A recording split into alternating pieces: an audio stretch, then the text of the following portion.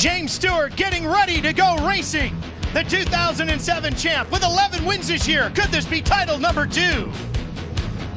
Chad Reed, a 2-time titleist, looking to get his 3rd. He's got a few wins already this season.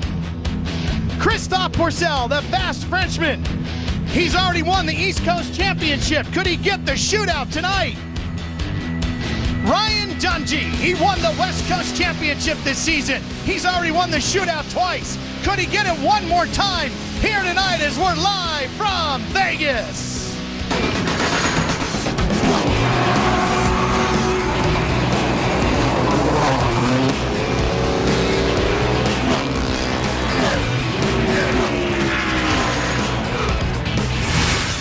Monster Energy AMA Supercross and FIM World Championship.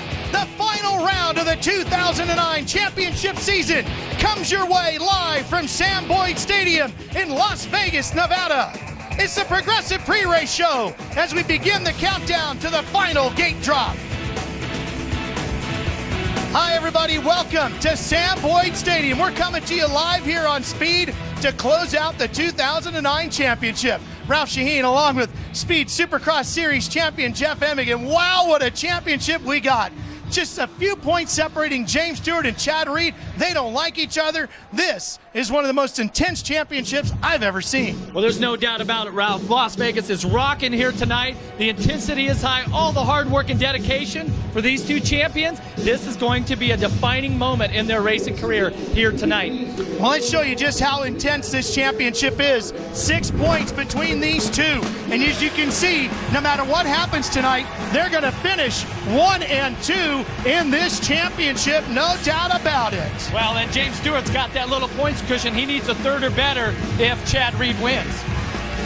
So as we get set to go racing here now, this battle just brewing, getting tough, and it's going to go down to the very end. And as you can see, the pre-race ceremonies continuing here tonight. And look at the scene here inside Sam Boyd Stadium. Now, we had the opportunity to invite James Stewart to speak with us about this championship fight. He did not want to speak with us. He denied that invite, but we did have the opportunity to speak with Chad Reed. You got to be in your happy place, you know. You got to just, I've learned what style and what technique I need to use to start on my Suzuki, and that's probably been the hardest thing, you know, spending so many years, you know, at Blue and then coming over. There is a difference in the way the clutch operation is, and it's taken me a while to get used to it, you know. And in that moment, you just want to go, and you got to really slow yourself down and do it all smoothly and correctly. So I was able to do that last week, and I think it really showed. I had 2 whole shots out of 2 races, and this year in this race, I think it's important to get the whole shot, because James is fast. You know, there's no denying that, and so I need to be up front to be in a good position. We got a big lineup of programming for you here tonight, live from Las Vegas. You're going to see both classes in our 3.5 hours of live coverage. You'll see all the heats and the mains without any commercial interruption. Before we get to the racing, let's continue our opening ceremonies. Here is tonight's national anthem. Brittany Taylor. Oh, say, can you see by the dawn's early light what so proudly we hailed at the twilight's last gleaming, whose broad stripes and bright stars through the perilous fight o'er the ramparts we watched were so gallantly streaming, and the rockets red glare, the bombs bursting in air, gave proof through the night that our flag was still there. Oh, say does that star-spangled banner yet wave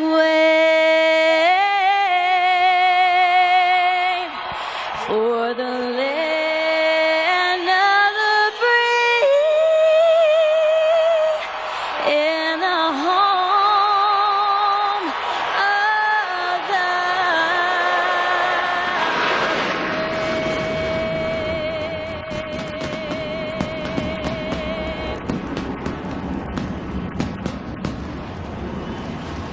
More live pictures as the pre-race ceremonies continue here in Sam Boyd Stadium. The 634th Aggressor Squadron, the 57th Wing out of Nellis Air Force Base, and their massive F-16 Aggressors flying over. Monster Energy AMA Supercross continues. We're live in Vegas, the season finale.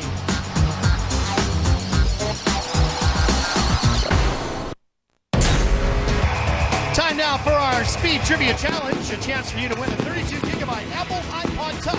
Here's today's question. In the last 10 years, who won the closest Supercross Class Championship battle? Was it number 1, James Stewart, 2, Chad Reed, 3, Ricky Carmichael, or 4, Jeremy McGrath? To enter, either text your answer, the number 1, 2, 3, or 4 to Speed 3, 773333. Standard texting rates apply, or you can log on to speedtv.com, keyword SX. The winner will receive a 32-gigabyte Apple iPod Touch. Stay tuned to the end of tonight's show, and we'll give you the correct answer. Tonight's Speed Trivia Challenge. Good luck to you.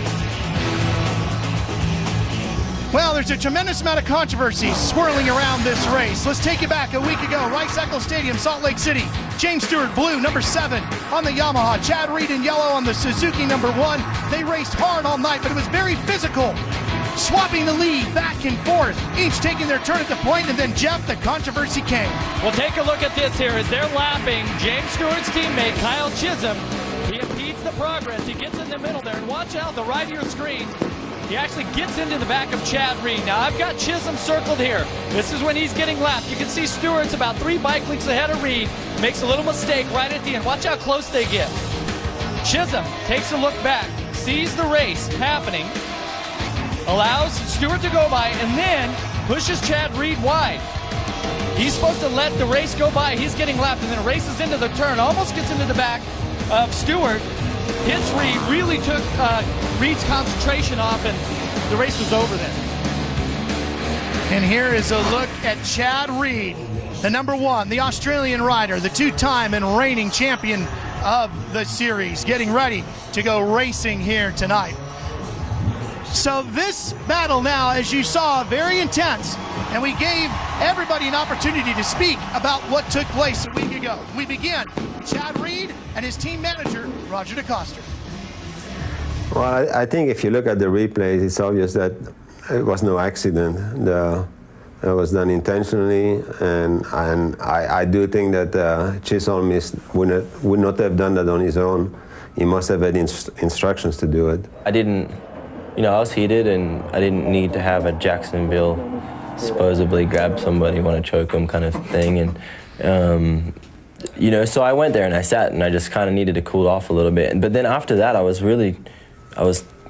happy and fine about it all. You know, it was like, I wasn't that heated. I felt it was, the joke was on them. You know, that's what I felt. And I was happy with that. I went to bed that night and slept fine.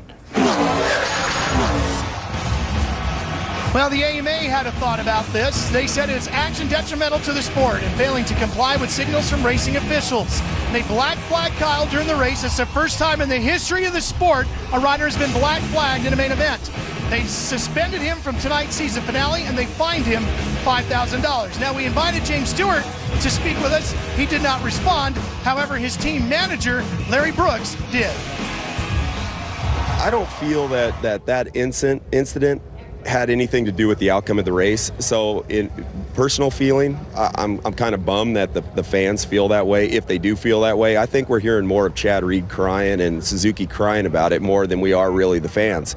I mean, I'm looking at my line out here of autographs, and James Stewart's got the longest line out there. So I don't feel he lost any fans, you know, for something that didn't even happen. You know, it's truly how the media takes it and runs with it. You know, that's what the race fans are going to hear, is how television says this thing happened and how the newspapers say this thing happened. Not necessarily what I say. I've been silent about the whole thing. I haven't commented. I haven't done one interview about anything. It's been the Suzuki boys over there crying about everything, and you know, they need to. James Stewart's been whooping their tail, and you know, if that's what they have to say that lost them the series, they're living in a fantasy world. James took care of business, and he came from 25 points back. That's the story here, that James came from so far back and put himself in the front position, and we're sitting here talking about something that didn't even happen. So, I mean, everyone can think what they want to think, and if this is the big story, then I think we're a little bit off key. I think the big story is James Stewart came from way back, and now he's leading the series coming into the last race.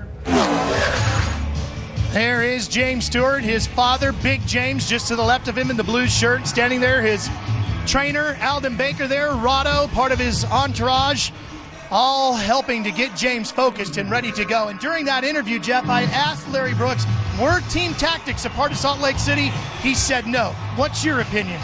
Well, we know James Stewart doesn't need any help to win races. Kyle Chisholm definitely was in the wrong place. He should have never been in between those two riders, should have let both riders go by. And I think the real loser here is us, the fans, because we got cheated out of what could have been the best 5 laps of the season so far this year. We also took our cameras down into the paddock area and spoke to some of the biggest names in the sport to get their view of last week.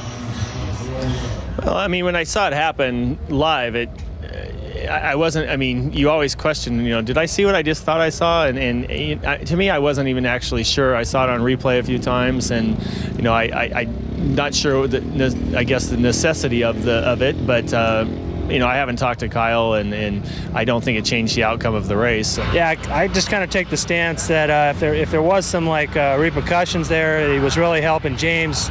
James doesn't need any help. We all see it. He's got it under control. I mean, Chad's definitely giving him a run for his money in the championship. I thought it was pretty bad. I mean, it was pretty blatant that, you know, watching Chisholm, I was in a good area up in the towers, so I could see the whole thing. And he obviously moved over for his teammate Stewart, and then it seemed like he kind of hopped right back in that line. And then, you know, when he jumped on the inside of Chad there, it was pretty obvious, and it wasn't the right thing to do. I know that. Team tactics or not, your teammate, you know, you shouldn't be playing that, I don't think, at all. Controversy swirling over the pit area as we work our way closer to the drop of the final gate for the 2009 Supercross live from Vegas continues. Every great prime time. Tune in as the world's fastest motorcycles tear up the track. Join me for all the two-wheeled action plus analysis you can't get anywhere else. AMA Pro Prime Time from Birmingham next Saturday night, 10 Eastern, only on Speed. The crowd having a big time here tonight inside Sam Boyd Stadium as the pre-race ceremonies continue. James Stewart being introduced to the crowd, doing his parade lap and saluting the fans who have cheered him all season long. A very unique racetrack design here in Sam Boyd Stadium. With more on the track, here's Aaron Bates. We've seen 16 different tracks so far this season, but the consensus from the riders this afternoon is this one is a whole lot of fun. Hard pack, blue groove, high speed straightaways, and a lot of different obstacles to overcome. But what you're taking a look at right now is the ski jump. These riders, in order to execute this correctly, they've got a lot to overcome. First, they have to go through the whoops. They have to reposition themselves on the bike. They have to jump, and they're going to be landing roughly 100 feet into an off-cambered corner. In fact, you'll be able to tell just how far they are jumping, because if you notice, the lines that are drawn are in 10-yard increments. It's a slippery track. Traction is definitely going to be a challenge, but it's all about the start, and our very own Jeff Emig is going to take you through it. Well, Aaron, it is championship time in Las Vegas, and I'm telling you, I'm down here on the start.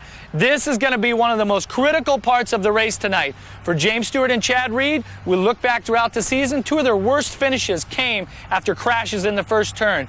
To eliminate that here tonight, first step, win the heat race. Get first or second gate pick in the main. Once you get here, you want to find a nice, straight, flat line across the gate. After that, it's all about your start routine and confidence in yourself. Your skills are going to be really important here tonight. This is your start routine is something that you develop year after year, race after race. And the more routine you have, the more good starts that you have, it breeds the confidence. After that, it's really going to come down to desire. Who wants to start? Who wants it? Who wants this championship the most? And I'm telling you, Ralph, here tonight in Vegas could come down to the start. The start will be key. James Stewart watching the big screen. They're getting ready to introduce Chad Reed. He wants to know everything Reed is doing. That's Oscar Bernheim. That's his mechanic. Those two hoping to be champions at the end of the night. Stewart and Reed battling the final 20 laps. The intensity gets one more round, and you're going to see it live as they battle for another #1 place.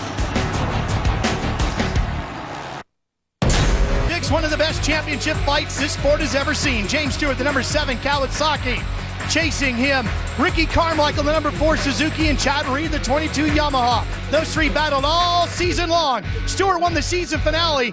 The GOAT, the greatest of all time, Carmichael, won the championship, his 5th. Dave Despain takes a look back at some of the best battles in championship history in this sport.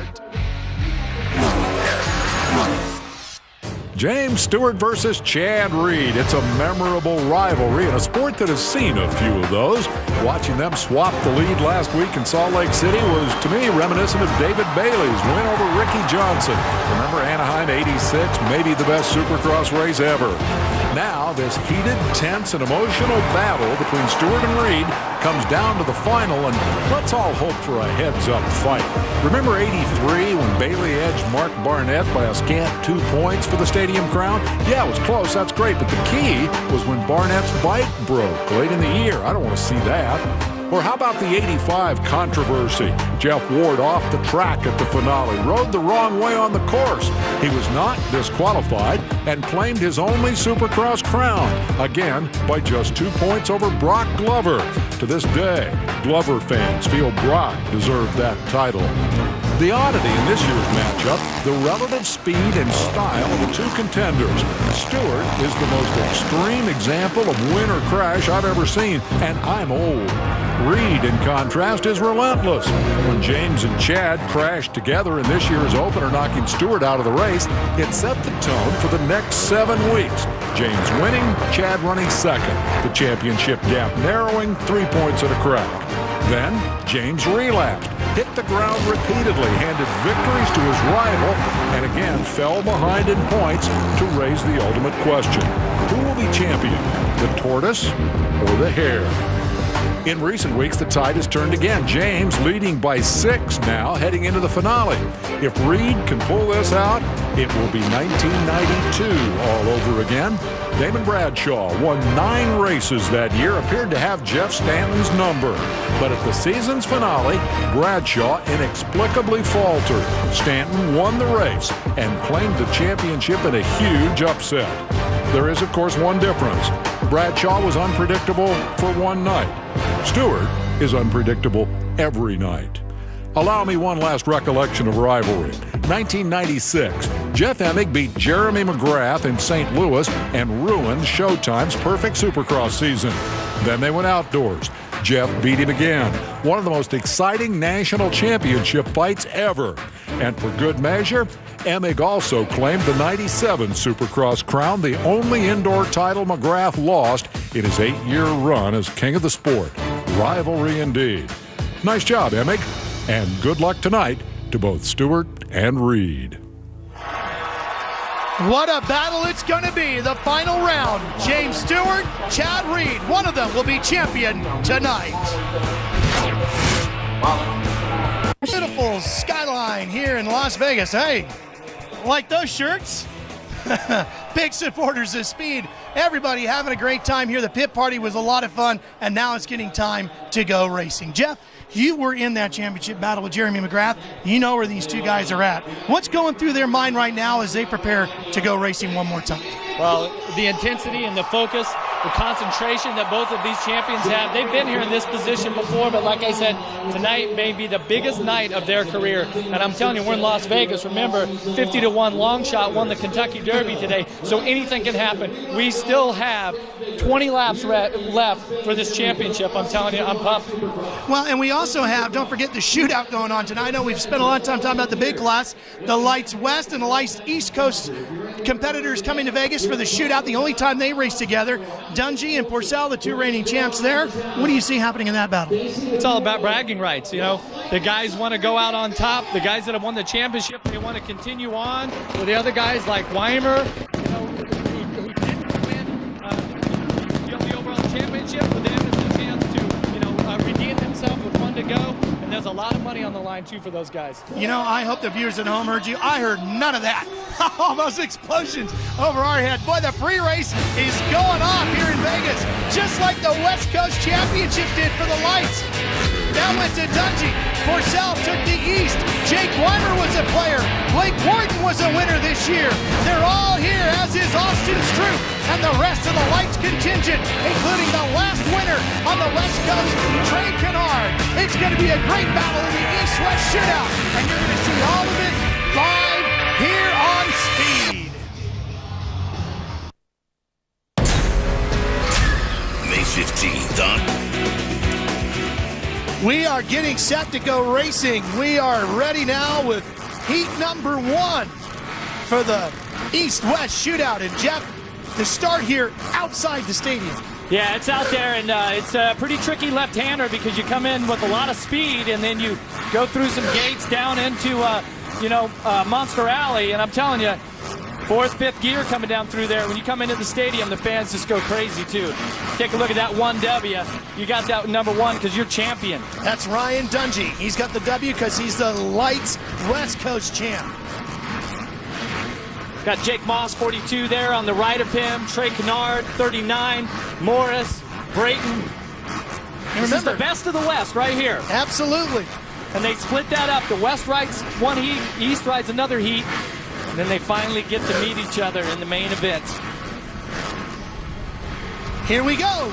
The first race from the night in Vegas, live on Speed.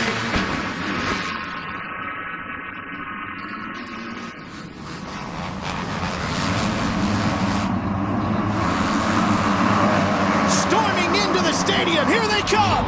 Ryan Morris. Sailing over that big ski jump. Dungey right there in 2nd place. Trey Kennard. Down goes Morris. And Dungey is your new leader. It can happen that quick. Wow, what a great start Ryan Morris has had a phenomenal year, but has not won a main event. Comes out here. Let's take a look at this replay. Watch him come around down out of Thunder Alley. Gets over this double and just gets too far to the inside. Wow. Almost gets nailed there by a couple of riders, too. Hands the lead over to the newly crowned champion, Ryan Dungey. And Dungey just feeling so calm, cool, and relaxed this week, Jeff. I don't think you can underline enough how much weight was lifted off his shoulders by finally winning that West Coast Championship. Got so close to it a year ago, saw it slip away to Jason Lawrence. This year, he completed the deal. Yeah, that's when they say you have the monkey off your back. That was a big one for Ryan Dungey, and he earned it because this has been a stacked field here on the West Coast. See Trey Kennard come flying down Monster Alley. Jake Weimer, boy, look at how they fly over that big ski jump. It's hard on the brakes. This is such a tricky section, very slow, that left-hander. But boy, we saw a lot of guys having problems in there in practice, including James Stewart. Well, this track, the riders like it, but see how they have this rolling one into the whoops. You see Kennard wheelie in there. Already a lot of dust coming up. You see the track workers, they prepared the track, disc it up. None of the lines are really defined right now, so these guys are actually breaking the track in. By the end of this heat race, the track's going to be in pretty good shape. But how about Trey Kennard? Champion in the East last year. This season came out there West with the goal to be champion. Had a horrendous crash in Phoenix, and we replayed that plenty. And then came back here, in that final race to come back and win in Salt Lake, and he is definitely back up to speed. And Jeff, as you take a look at Kennard's season, once he got back on the racetrack, he just steadily improved and got back to the form that we all expected to see all season long with that win just a week ago in Salt Lake City. If we were just partway through the season, he'd be right back in the mix. Look at that, about 110 feet off of the ski jump. This hardworking young man from Oklahoma came into Supercross as a rookie last season to win the championship upset. Villopoto, who of course was the favorite, just multi-time lights champion. And now, once again, he's back up to speed, starting to put some pressure on Ryan Dungey. Boy, that number 1 sure looks good on the bike, huh? Oh, it really does. Awesome. It really does. And in the past, you know, some of the champions, like in the Supercross class, they haven't chosen to run the number 1. Now it's a requirement, and there's a lot of pride involved in that because so much hard work goes into that. Back to the battle for 5th. Cole Seeley is running in 5th right now. Brayton is back there. PJ Larson giving chase as well on the 87. 3 riders having at it in this fight. You can see the momentum that they have on this track here. This is this triple jump. There's 5 jumps here, and then you head back out Monster Alley. Looks in pretty good shape right now. By the end of the main event, I got a feeling it's going to be a little bit more blue grooved around there, and you're going to have some dirt track skills to get around. We saw that in practice, even in some of the sections, the bowl turns inside the stadium, the blue groove showing itself quickly and early, and that's a very tricky part, but a regular part of racing here in Vegas. Well, and it definitely was the hottest day on the Supercross Tour this year. Boy, was it. Yeah, and this desert dirt really dries out, but you can see now some riders starting to shake it up. Just behind PJ Larson is Jake Moss. He's been flying lately. Absolutely on fire. Yeah, Moss is 42 on the Honda. Moss having a very good season, especially at the tail end of the year. Larson and Moss fighting over 7th. One rider having issues in front of him. Was that Kennard? No, that was Blow, 63. Yeah, he was running right. 4th. It's actually Jake Moss's teammate on the Troy Lee Honda. Yep, the 63. As the battle we're watching here, PJ Larson, he's a rookie riding that Canada Pet Food Kawasaki. This is a team that has had some outstanding performances this year. See PJ taking a look over his shoulder, and he was a rookie this year. Now he's all the way through the season. He's got some experience, but he is right in the sandwich here between 5 riders, and actually he's battling right now. PJ's running 6th. You take 9 out of this race through the main. And Larson started off very strong this year with a 6th at Phoenix, and then it just kind of started going backwards all the way to his worst finish of the season at 20. And look at this fight going on here, and Morris has reeled himself back into this fight, Jeff. Morris takes 2 positions through the whoops, gets by Larson and Moss. Wow. Moss on the 42, that red and yellow riding gear. Seeley's had some outstanding rides here too. He's got a lot of potential. You know, Jeff, one of the things that's interesting is we keep our eyes on Morris on the 116 and Monster Energy Pro Circuit Kawasaki bike. This has not been a great race for the Pro Circuit team, and they're one of the most dominant organizations in all of Supercross, certainly in lights. No doubt about it. Mitch Payton's guys have year after year delivered championships and #1 plates, but something about this East-West shootout, it's been a long time, upwards of a decade probably. You know? Final lap, of course, they did win the East Coast Championship with Christophe Pourcel. Dungey had a little bit of a bobble, Jeff. Watch it. This is through the whoops. He goes in. He doesn't wheelie in. Oh, there's a lapper there right in his way. The lapper was doing the right thing. I'm not sure who that was, but as Dungey faded to the left, he really had to get on the brakes. That was Alex Martin on the 144, the tie lube entry. Well, it just seems as though Kennard, who's running 2nd, hasn't been able to get close enough to Dungey to really pressure him. Yeah, about 2.3 seconds behind. He hasn't really made up any time, running well. In fact, he's got 3 seconds on Jake Weimer. Well, and Dungey has been phenomenal here in Las Vegas at this final round. And you have to think that he's riding with just, he's a little looser, yeah. So loose. Here he comes towards the checkered flag. Ryan Dungey wins heat #1.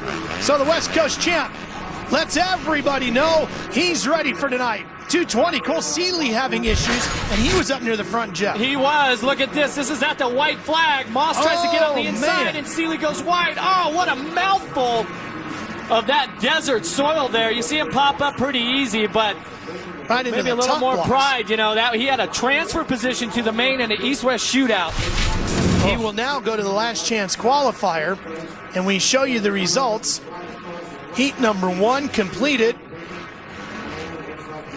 Dungey getting the helmet off. You see the Liat neck brace that he's wearing. Going through the ritual, getting yourself unstrapped out of everything, a clear set of goggles. Got to make sure you take care of the sponsors. Oh, there's no doubt about it. There's his mechanic, Mark. Everyone's got big smiles right now, and you can see why. Ryan Dungey on the Suzuki, top of the results page. Down to Sean Borkenhagen, and of course Michael Sleater on the 111. Finishes 1 spot out of a transfer, so he will be the first one, along with Seeley, on their way to the last chance qualifier and the final shot at the main. Aaron. The freshly crowned West Coast Lights champion and 2-time East-West Shootout winner Ryan Dungey is racing here with no pressure on your shoulders. This is all about pride and all about glory. What does that mean to you tonight? It means a lot. You know, we're here to have some fun, but also to get the job done. I feel like the East-West Coast guys come together and take advantage of that. But my Rockstar McKee Suzuki, great start. Thanks to all Nike, Target, and my mechanic Mark Oakley, and let's have a fun night and make a good show. Take us through what happened when you bobbled on that last lap. They took all the dirt and put it over the slick dirt, so it's even skatier, but I think come main event it's going to be awesome and a lot of fun, so we'll see. Congratulations on another heat race win.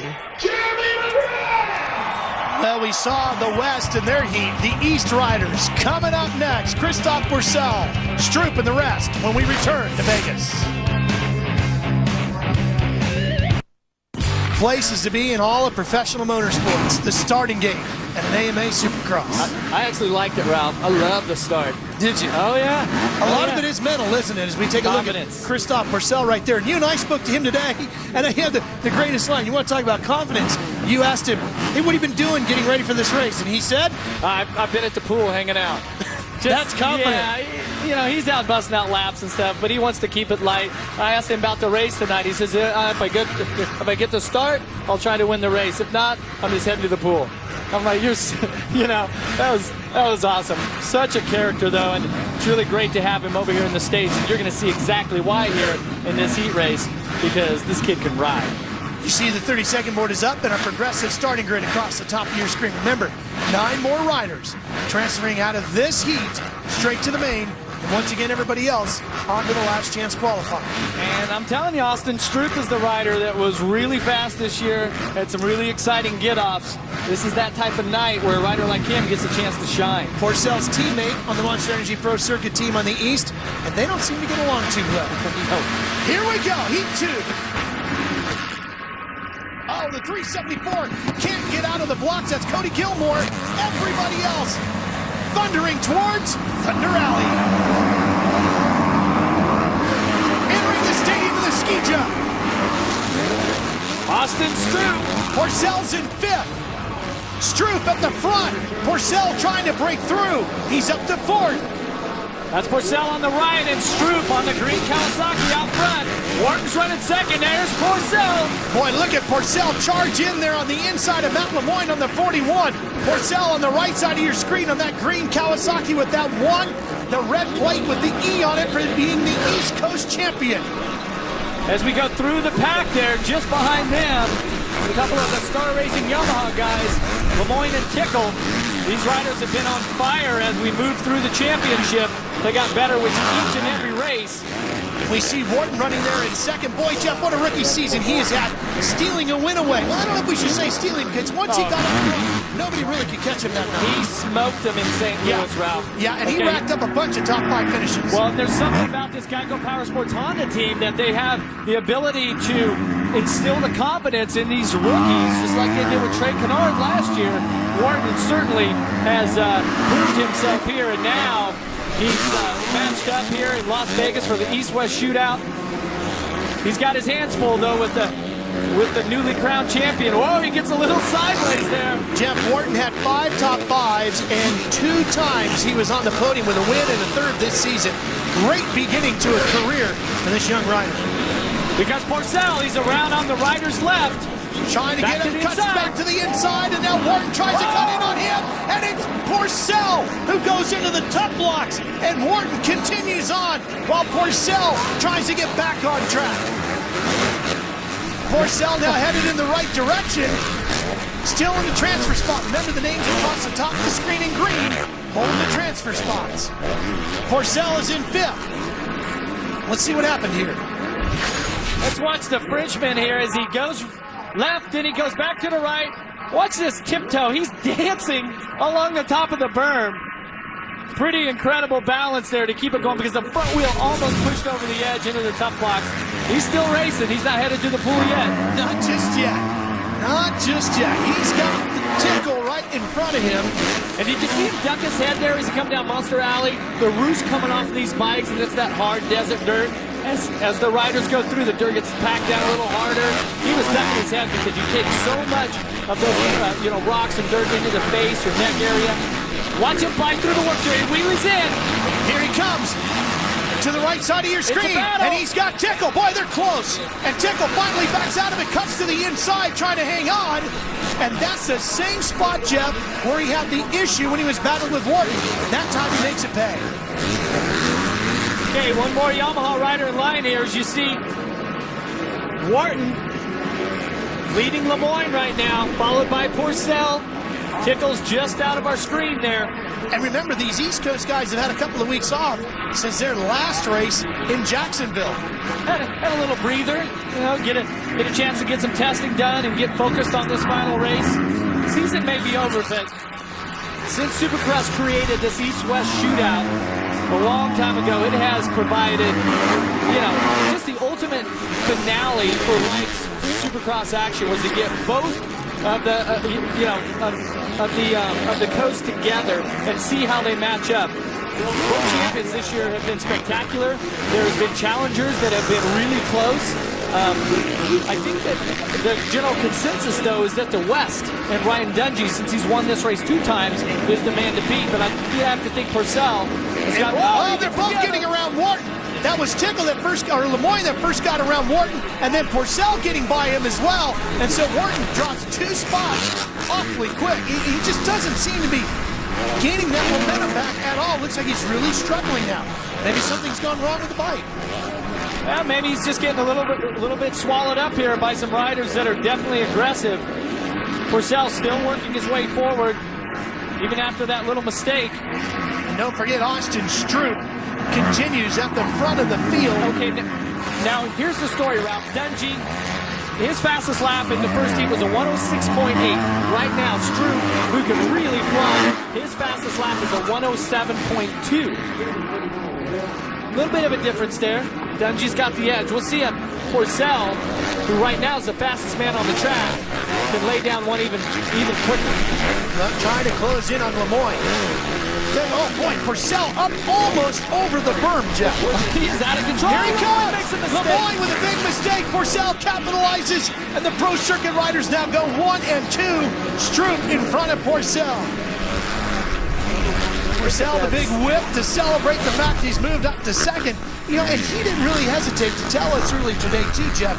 He's not a big fan of his teammate. Yeah, he definitely, he had some interesting words to say, and I think it's with the riders that are in this age, bracket and this point in their career, there's a lot of ego involved. You're trying to find your spot, and you're not going to give it up to anyone, not even a teammate. And, he's from another country. Christophe's from France, and the riders here that are homegrown, he's taking a job here from one of the American riders, but this guy's earned it, and he deserves to be here. And we're all lucky to have him because you can see he is naturally gifted when it comes to riding a motorcycle, especially at Supercross. As Porcel continues to chase down his teammate. Well, and for him, it's trying to mellow out and get some good laps in right now. This last time around, Stroop turned a 106.9 and Porcel a 106.8. So they are right on pace with Ryan Dungey, the 3 fastest riders of the night here. Dungey, Stroop, Porcel. There you see Stroop won 4 heat races this year. Looking for his 5th. He's an exciting rider, there's no doubt about it, and he wants to win so bad. He works so hard with his trainer, Michael Johnson, and when you do that that amount of work and dedication and you come up short, it's incredibly frustrating. Well, he did win twice this year at Indianapolis and New Orleans. He was right in the thick of things as we come to the checkered flags. Stewart with his 5th heat race win of the year, and he gets it here in Vegas at the East-West Shootout. Porcel making his way around. He'll take the checkers and a trip to the main, and Dungy watching. Sizing up the competition. Hanging out with the entourage there, getting the words of encouragement, seeing where they have to, how they can match up. But actually, Stewart, last lap around a 106.2, fastest of the night by 0.6 of a second. Stewart, his team coming over and talking things over, making adjustments, planning where they're going.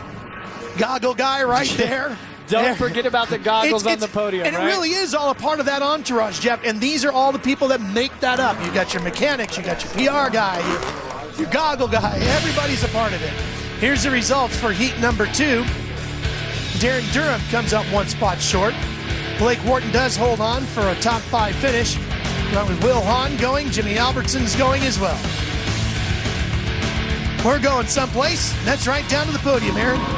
Well, Austin Stewart finally got that start he's been looking for all season long. Austin, you're out there racing against your teammate, Christophe Purcell. Do you have something to prove with him? You know, I think I put in some good laps. I got a good start, and I feel like there's some revenge, but I know it's going to be a tough night, and I was a little nervous out there, but it was a good race, and just want to thank my sponsors, Parks Unlimited Thor, Maximum Bridgestone, Scott, Vans, Terminal Velocity, you know, Mom and Dad, my trainer. Lord Jesus, thanks. You heard it first. Tonight's race could be all about redemption.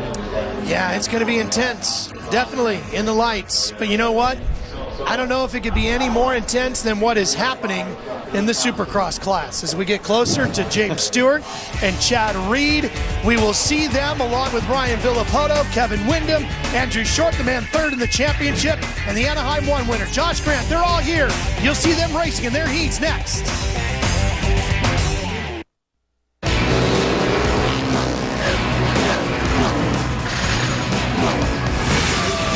Welcome back to Las Vegas. Big crowd on hand, sold out here in Las Vegas. Sam Boyd Stadium, traditional season finale for Supercross. Ralph Shaheen, Jeff Emmig with you live from here in Vegas as we bring this 2009 championship to a close. Chad Reed and James Stewart, an epic battle for the Supercross title is on, and you can't afford to miss anything. Now with Speed On Demand Online, get caught up on the action or relive the biggest moments. Just log on to speedtv.com, keyword Kawasaki, to watch the 2009 races online, on demand, anytime. Exclusively, speedtv.com. Earlier today, Aaron caught up with the king of Supercross, Jeremy McGrath. You just never know who it is that you're going to find here at Supercross. Of course, the king of Supercross making his way for the grand finale. Jeremy, take us through what you think of the season so far. Well, it's definitely been interesting. You know, I mean, I keep a close eye on it. I watch TV, watch the races every week, and it's been getting pretty dirty at times. But, you know, last week's race was, I mean, there was a few chances that seemed a little weird with the lapper getting in the way and stuff like that. But, I mean, if I was a betting man, it seems like James would be able to maybe ride a little bit, you know, more calmly tonight and get this thing done. But hopefully that race together will be a good race. If you were Reed right now, how would you deal with Stewart? Reed just needs to go out and win the race. I mean, you know, it's unfortunate that it's come to this point and he's so close. He's just got to get out there and win the race and let the chips fall where they may. Hey, Jeremy, thanks for being here. Always a pleasure to see you. Thanks a lot. Great to see MC here. I know you guys had tremendous battles, Jeff. And yeah, we certainly did. There's Chad Reed. He's got 9 heat race wins this year. Yeah, you know, and Jeremy hit the nail on the head there. For Chad Reed, only thing he can do at this point is go win the race. Yeah. And if fate's going to have it, that, you know, that something with James Stewart makes a mistake or whatever, and he finishes outside of that top 3, then he'll be crowned champion. But this has been an intense series, and it ain't over yet. Yamaha starting grid, top of the screen.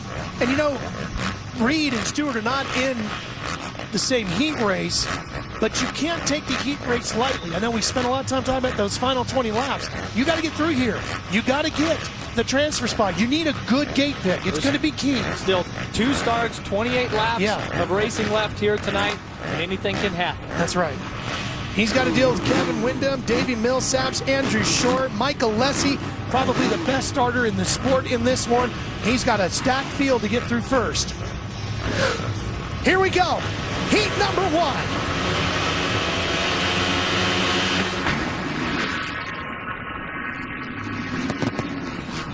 Reed jumps right to the front. Jeff, that might be the best start Chad Reed has had all season. Look at that. Both of the Suzuki, somebody's got those clutches dialed in, I'm telling you. Reed talked about it in the beginning in our pre-race show, how he has been working on the clutch, getting a feel for it, and it is paying off here in the final few races. Mike Alessi runs in second. Windham is in third. And Mike Alessi and Reed always joke around about who's the better starter. Tonight, Chad Reed is on it. Kevin Windham gets around Alessi, and here comes the other factory Honda, Andrew Short inside. He's going to take third away. Followed by Davi Millsaps. Boy, the Honda's looking good. Windham on the Geico Power Sports Honda in second, and it's the Red Bull factory Honda of Short in third. Boy, it didn't take long for the dust to kick up here. This desert dirt just does not hold the moisture. I'm telling you, it's already starting to dry out. Oh, there's Alessi to the inside of Short. Making the challenge. Side by side, going out Monster Alley. Very tricky through here, Jeff. Oh, look at Alessi on the inside. Cuts back inside, gets on the throttle, powers it through, and Short comes right back at him. That's what Monster Alley is all about. Swapping that position 2-3 times in one big sweeping corner. Now watch Alessi trying to hug to the inside here. That was some pretty intense action out there on the sweeper, which you think would be a pretty basic, section of the track after, all this other stuff that's inside. But now we get to one of the sections of the track that Mike Alessi has a really hard time with. See him make a mistake. Look at that. And it's eating him up. And here comes Millsaps eating into his time. I can totally relate to that. In my career, the whoop section, it was one of the toughest parts of the track for me. I just feared it. I see some similarities with Mike Alessi. There's also the similarities that he's a really good starter, and that's his advantage. That's Nathan Ramsey on the left side of Davi Millsaps. Those two riders battling over 5th position. Ramsey on the Joe Gibbs Racing entry. The Yamaha rider going bar to bar with Millsaps on the Honda. The position goes back to the 18 of Millsaps.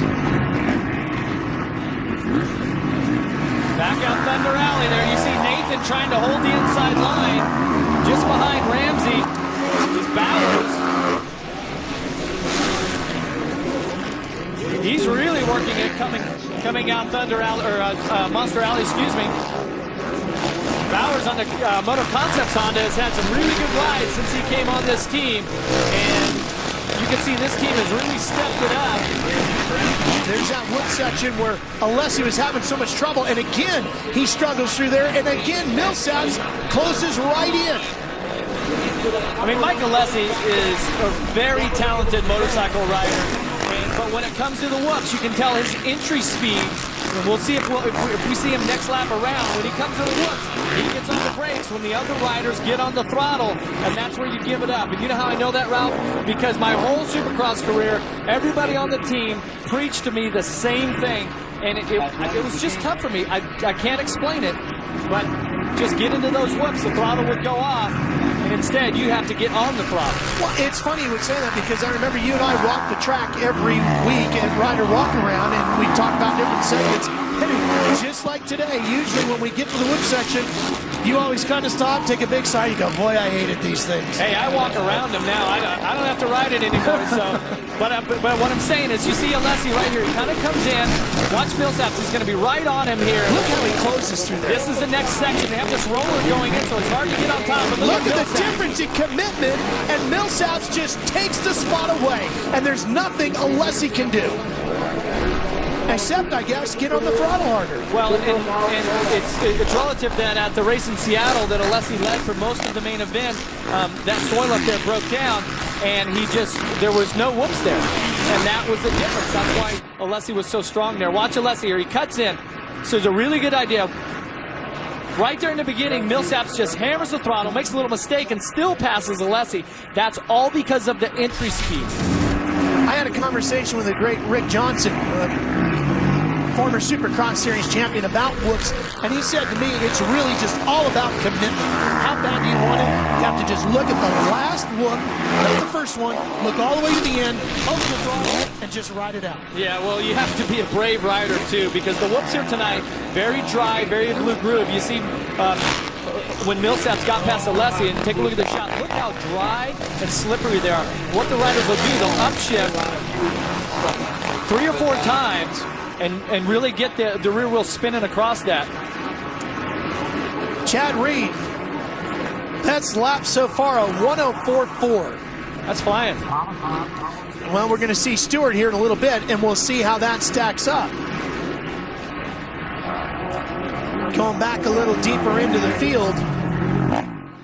You see the 911. That's Bowers battling with Tommy Hahn on that 48. Fighting just inside that final transfer position. Remember the names in green. Top of your screen, hold those transfer spots. It's the guys in red that have to improve. Tommy Hahn here. Hahn to the inside on the 48. The candidate Kawasaki. Whoa, oh, boy, it's a little sideways. Yeah, the rear end really breaking free on him. Like I said, this candidate team, they have really put together. Oh, here he comes to the outside, over the finish line jump. And he's going to take the position away from the Moto Concepts rider Bowers. Yeah, this team has put together some strong riders in the lights division. Hahn on the big bike, and he has really suited him well. See him tripling into the off camber there, and it's so hard to make the turn because that outside berm, we can't really see it, but it's only about a foot high. Now that it's getting dry and slippery, when you triple in there, you get on the binders, and you want to slide the rear wheel down into it. Of course, if you grab too much front brake, which is the most powerful stopping device on the bike, but if you get too much front brake on that off camber, front wheel will, it'll tuck over on you. So very tricky section. Hahn doing a good job out front here, holding on to 7th. And Hahn, his fastest time's a 108.4. Reed, his fastest is a 104.2. And he's getting quicker. He's getting quicker. The track's getting quicker. In qualifying practice, fastest time was a 104.7 for James Stewart. And here is Chad Reed. Looks pretty good today, Jeff. In talking with him all weekend long, he's been very calm, very cool, relaxed, smiling a lot. We've, you and I have talked about it a lot this year. You can tell a lot by the eyes on Chad Reed. Sometimes it looks like he's not even there. He's so frustrated over what's going on. The eyes look empty.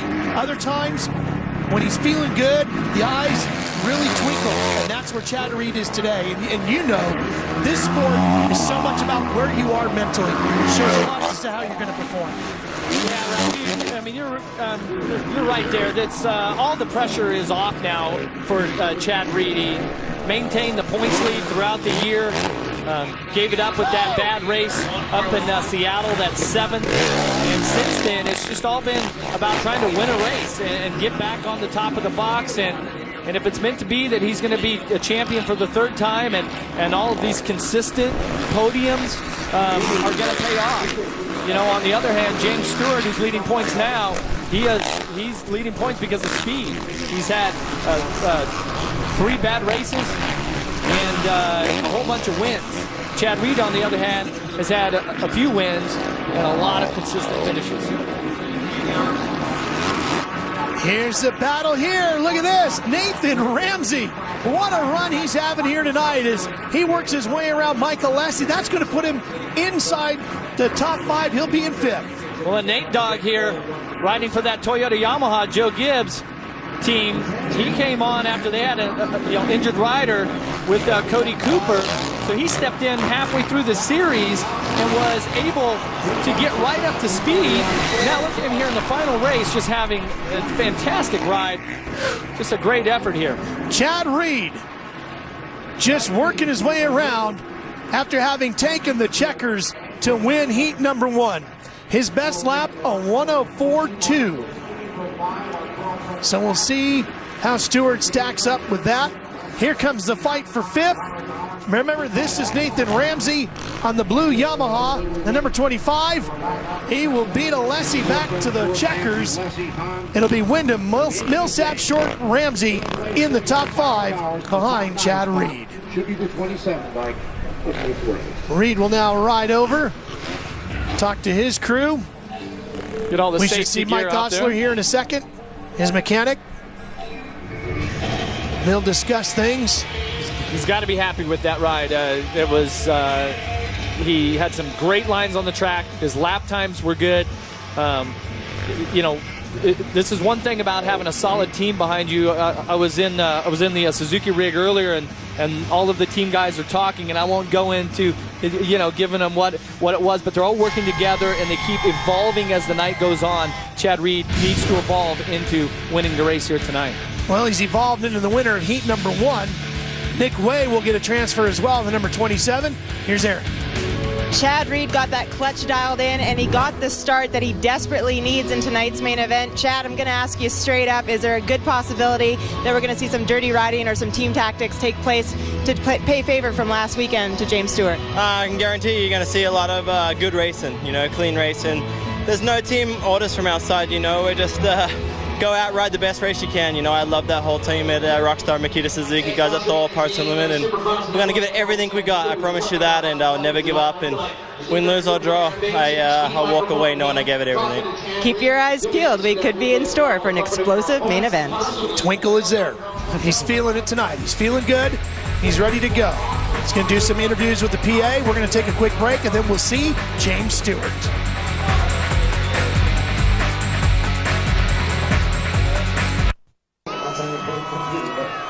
Great family night here at Supercross, just like it is at any one of the 17 stops. Kids and families all packed into this sold-out house here at Sam Boyd Stadium. Hey, we got a speed trivia question for you tonight. Your chance to win a 32-gigabyte Apple iPod Touch. In the last 10 years, who won the closest Supercross Class Championship battle? Was it number 1, James Stewart, 2, Chad Reed, 3, Ricky Carmichael, or 4, Jeremy McGrath?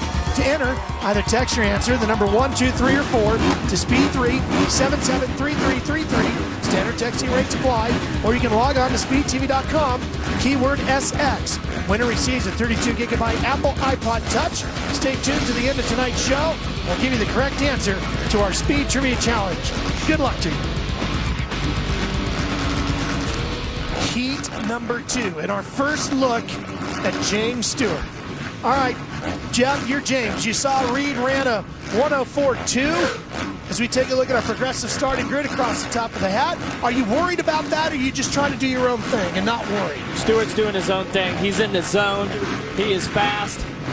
And I got a feeling he's going to go out and blitz that fast time that Reed had. The track getting a little bit quicker right now, but if this season has shown us anything, it's that James Stewart is the fastest man, okay? There's no doubt about it. Here we go, heat number 2.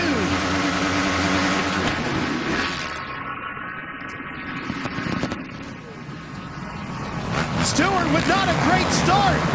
Here he comes, you can see him buried in the pack, fighting his way through. He's going to be 4th, and look at the top of his head trying to get out of that roost.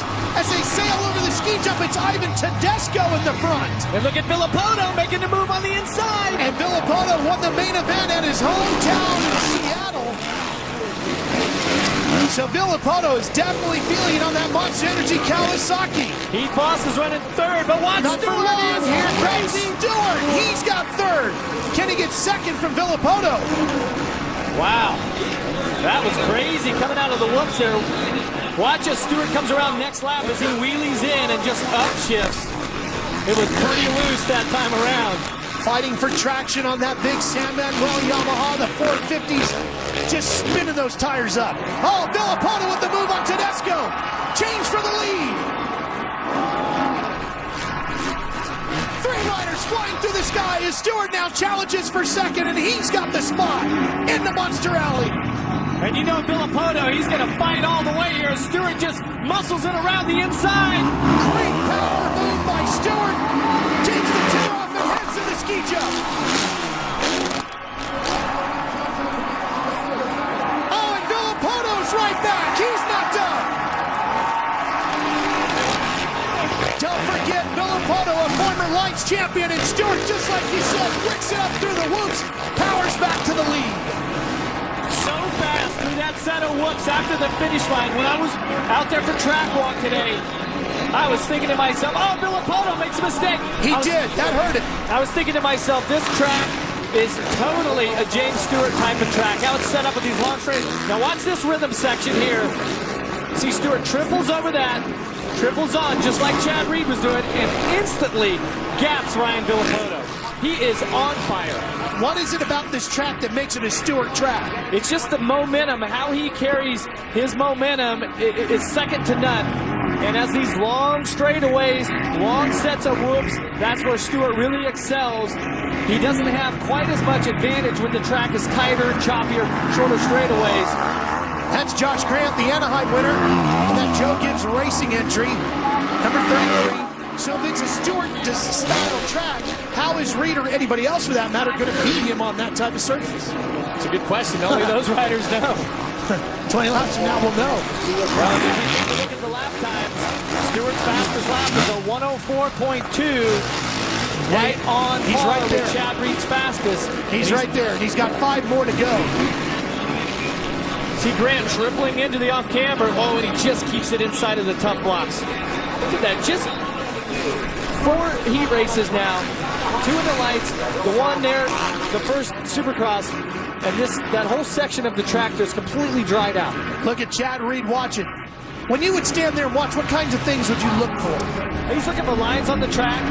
I think that there's the rhythm section after the little sand corner where Stewart and those guys where they were actually tripling through. There's another option there, and Stewart did that in the second round of qualifying practice. And I'll point that out when we get back around here. We'll see if Stewart goes for it here, because this. See how Stewart just glides across. He comes into those whoops with so much momentum. Now watch here, he wheelies in. Really close to the tough box. Then you can see a distinct difference in the momentum and the entry speed between Stewart, who's and everybody else, and Mike Alessi, who has the most problems. Here's Chad talking things over. Mike Gosler, that's his mechanic. And they're watching the big screen there. Of course, Gosler won championships with Ricky Carmichael. Or he won a big championship here also. This is fighting for 5th. Pete Voss on the number 13, the former World Supercross champion. Adams on the 59, the Hart and Huntington Rockstar bike. Here he comes, Adams trying to get inside. Can he get to him by the time they get to him? Big crash!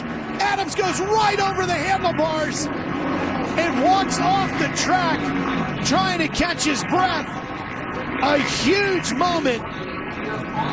Troy Adams trying to collect himself. Watch this replay, Ralph. And our fans at home, watch how he just drops the front wheel too much here and tries to pull it back up. Comes up a little short, and look how the bike just swallows him up. But he has the whereabouts. Okay, watch when he comes in. He's going to go 2-3, clips that, and look at the weight. He tries to pull it back up. Adams is a big guy, but could not get that front wheel high enough. When he clipped it, just went over the bars, and this dirt is hard. Yeah. That hurts. That's like hitting cement there. James Stewart. Halfway through. Same section right there. You see Stewart went 3-2, carried a little bit different momentum than what Adams did. You know, we don't get to see this big sweeper anywhere else on the tour but right here. How do you like James' style through there? Oh, he's definitely dialed. He knows that he can hug the inside line there and take that pass for the lead on Villopoto. And right now, his fastest is still a 104.2, exact same as Chad Reed. Right now, he's at a 105.5, so you see he's backed it off almost a second and a half, trying a little bit different line through the whoop, and look how sideways that Yamaha gets. The rear tire is just spinning 4th, maybe even 5th gear there, but the bike is actually at a speed of about 2nd gear. See what I'm saying? So the riders really try to get the rear wheel spinning so that the momentum pushes the front wheel over. This is a fight for 3rd. Ivan Tedesco on the number 9. That's one of those Red Bull factory Hondas. And Grant. Now let's see if Grant here can triple up this section. See there, that's a little bit different. You see Tedesco take a look over his shoulder. The fastest way through there is you do like a double, triple, then you triple onto that last tabletop and then hop off. Tedesco's not doing that. That's where he got past in the beginning of the race. Didn't do it either, right? Yeah, but he took a look over his shoulder. To, that's on Tedesco's mind that hey, I'm not doing this obstacle. I've chosen not to do it, whether it's risky or he's not comfortable, whatever the case. And he's looking to see if, over his shoulder to see if Grant is, because if he gets on top of there, he's going to be able to get the line on the inside. And these riders, if they cross the line at about a 106.6 pace, Stewart about a second faster than those riders. Boy, look at Grant charging through the whoops. He makes a good time there, Jeff. Right there, he tripled into the off-camber and really closed up. Now it's going to come down to the rhythm section. One more time here, Grant's close. If he's got this section dialed, see him trying to work an inside line in. There's Tedesco with the double. They both triple. They both triple up on. Yeah, he forced his hand, didn't he? Tedesco had to step up and do it, and Grant went right with him. Maybe he's got speed here wired inside of his helmet. He's listening to a commentary right now. So far, Jeff, Reed is still quicker, by the way, with a 104.275. Stewart not better than a 104.297. And there goes Grant. Boy, this is a good fight as Tedesco comes right back. Let's see if Grant can hold the inside. Tedesco can. Oh, he gets man! Oh, and he comes jumping to the inside of him. Now let's see that whoop section. This is where Grant's so good. Back at him. Stands him up and takes it away. Tedesco, let's see if he can get through the whoops clean here. Oh, look at Ivan fighting to get through that whoop section, and that's going to end that fight because Grant is going to be able to gap it. Final lap for Stewart. 104.297 his best. 104.275 the best for Reed. It's not much, but every little mental edge you can get is going to be huge on a night like this. There's no doubt about it. James Stewart's in the zone. He's won so many races this season. Okay, so let's just get Stewart to the finish line here first. And then we'll start analyzing all this. Here comes Stewart. He'll take the heat race win comfortably. Does not go any quicker on that lap. Okay, Stewart wins, Reed wins. Reed quicker by 0.02 of a second. How much of a bigger advantage is that for him mentally? No advantage, Ralph, but right here, watch this rhythm section. See Stewart sets up differently. Oh, he lays a double in here, and then he doubles into the corner. Watch, he quads out. Okay, now in practice, he went through that whole rhythm section in 3 jumps. He just practiced the end of that section. He didn't give up the tough part in the middle, but he's done it in practice. That could be the advantage come main event time. But you don't think that's any kind of an advantage for Reed to feel good about this now that he knows that he's even just a couple of tenths quicker, or at least right on pace with Stewart? Reed's advantage is the start. He's dialed in on that. Stewart's advantage, I'm telling you, is that quad. He, time after time, he pulls things like that out of the hat. Yeah. We'll see. Oh, boy. We'll see live right here on Speed. That's why we're here. 20 more laps of the main event. It's set. Both riders are on their game tonight. That's it. And that's all we can ask for. Everybody at their best when it counts the most. Championship night in Las Vegas. Here's the results. Villopoto hangs in there. He finished 2 seconds behind James. He might be a player in the main event. He gets another good start. He can make things interesting for these guys in his first few corners. Well, no doubt about it. You certainly can't count out Josh Grant, who won the opening round. Wouldn't he love to win the final round? Boy, Aaron James looked good. Definitely did. He comes in with a 6-point lead over defending Supercross champion Chad Reed. James, I'm going to ask you straight up, is there any concern at all that Makita Suzuki's sole mission this evening might be to clean you up for this championship? Well, you know, I can only do what I can control, and I would hate to win like that, but, you know, it's just racing, and everybody loves a good time. Just thanks God to have my Samuel Yamaha up here, and hopefully we can ride a little bit better than that and see what happens. Is there anything that you found on that last lap through that rhythm section that's going to help you out in the main event? 20 good laps, that's all that's going to help me out tonight. And lastly, you were a little bit slower than Chad Reed during that heat race. Is that any concern? No, Chad's riding unbelievably good tonight. And, you know, I'm just trying my best to run with him. You know, he's been riding good all year, and we'll see. So hopefully we can get those Yamaha boys a good night. Congratulations. The drama is going to unfold when that main event gate drops. Oh, yeah, that main event's going to be good. And by the way, the greatest of all time, Ricky Carmichael's going to be joining us for the call of both main events tonight. What a night it's going to be, live on Speed. There's the Stratosphere towering over the Strip. We're quite a few miles off of the Strip, but great view of it nonetheless from here. Sam Boyd Stadium. This is the home of the University of Nevada, Las Vegas' football team. Yeah, well, and if you're up there on the Stratosphere with some really high-powered binoculars, you get a free look at Supercross. This place is packed, so there's got to be somebody up there Absolutely trying to sneak a peek. Sold out here at Sam Boyd Stadium, and the fans have had a great time here all day long. It has become one of the most looked forward to stops on the tour every year. No doubt about it. This ticket is hot here tonight. It It's the is hottest hot. ticket, hotter than the fight, any of that stuff. The fans here for Supercross, they are so amped up because they know the East-West Shootout, okay, what that means, but Stewart-Reed battle for this championship doesn't get any better than that. This is a last chance qualifier for the East-West Shootout, and this is really the first time the East guys and West guys have been together. They had their separate heat races, but now the guys desperate to make the main are all grouped together.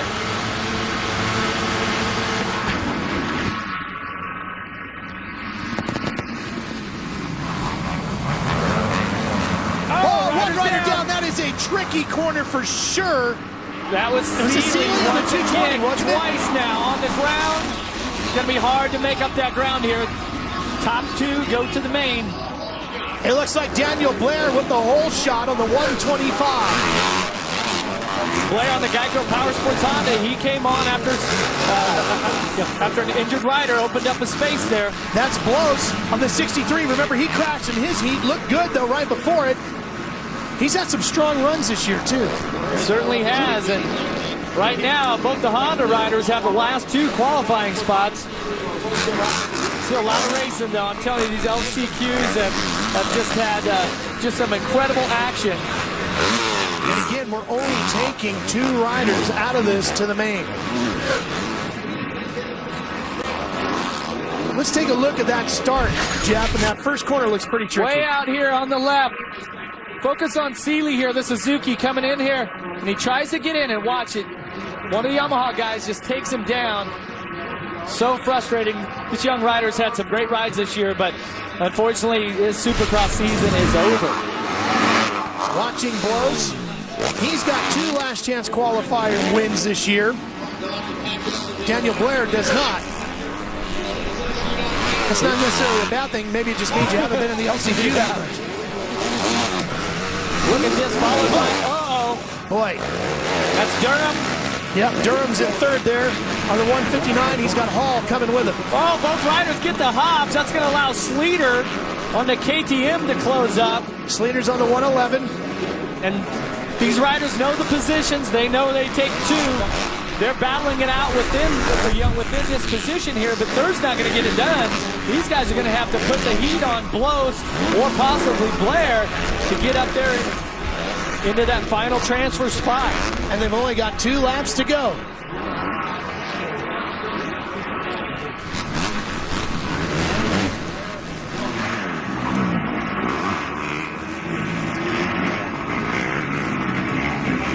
Through Monster Alley, dirt tracking around. You see Durham here, who's had some flashes of brilliance this year. Michael Hall, a young rider who certainly has had some good rides off and on. Now, we talked about this track as a 450 track. How is it on the 250? It's tough when you get around past the finish line right here. You hit these whoops here, they're really dry. And remember, the lights guys are, for the most part, they're rookies, they're younger guys, they're gaining experience. Get to these whoops. Look at Michael Hall getting bounced all over the place. He's one of the smaller riders on the circuit. Durham, he's a rookie. So these riders, made some mistakes here and there, but both riders have been mixing it up all season.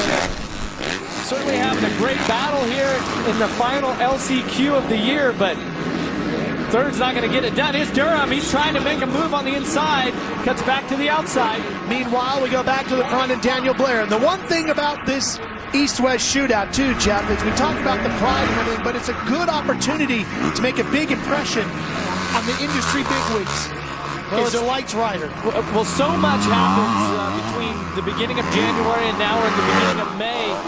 And when the team managers, they see how riders progress, just like Blair, who once he was given the chance here to ride on one of the top lights teams, he's really done something with it. Now, through the LCQ here, but he's a great starter. He's had some really good heat races and main events. And they're going to remember these rides here in the final races when it comes to getting a ride for next season. He's got 5 top 10s this year and maybe an LCQ win if he can hang on the final lap.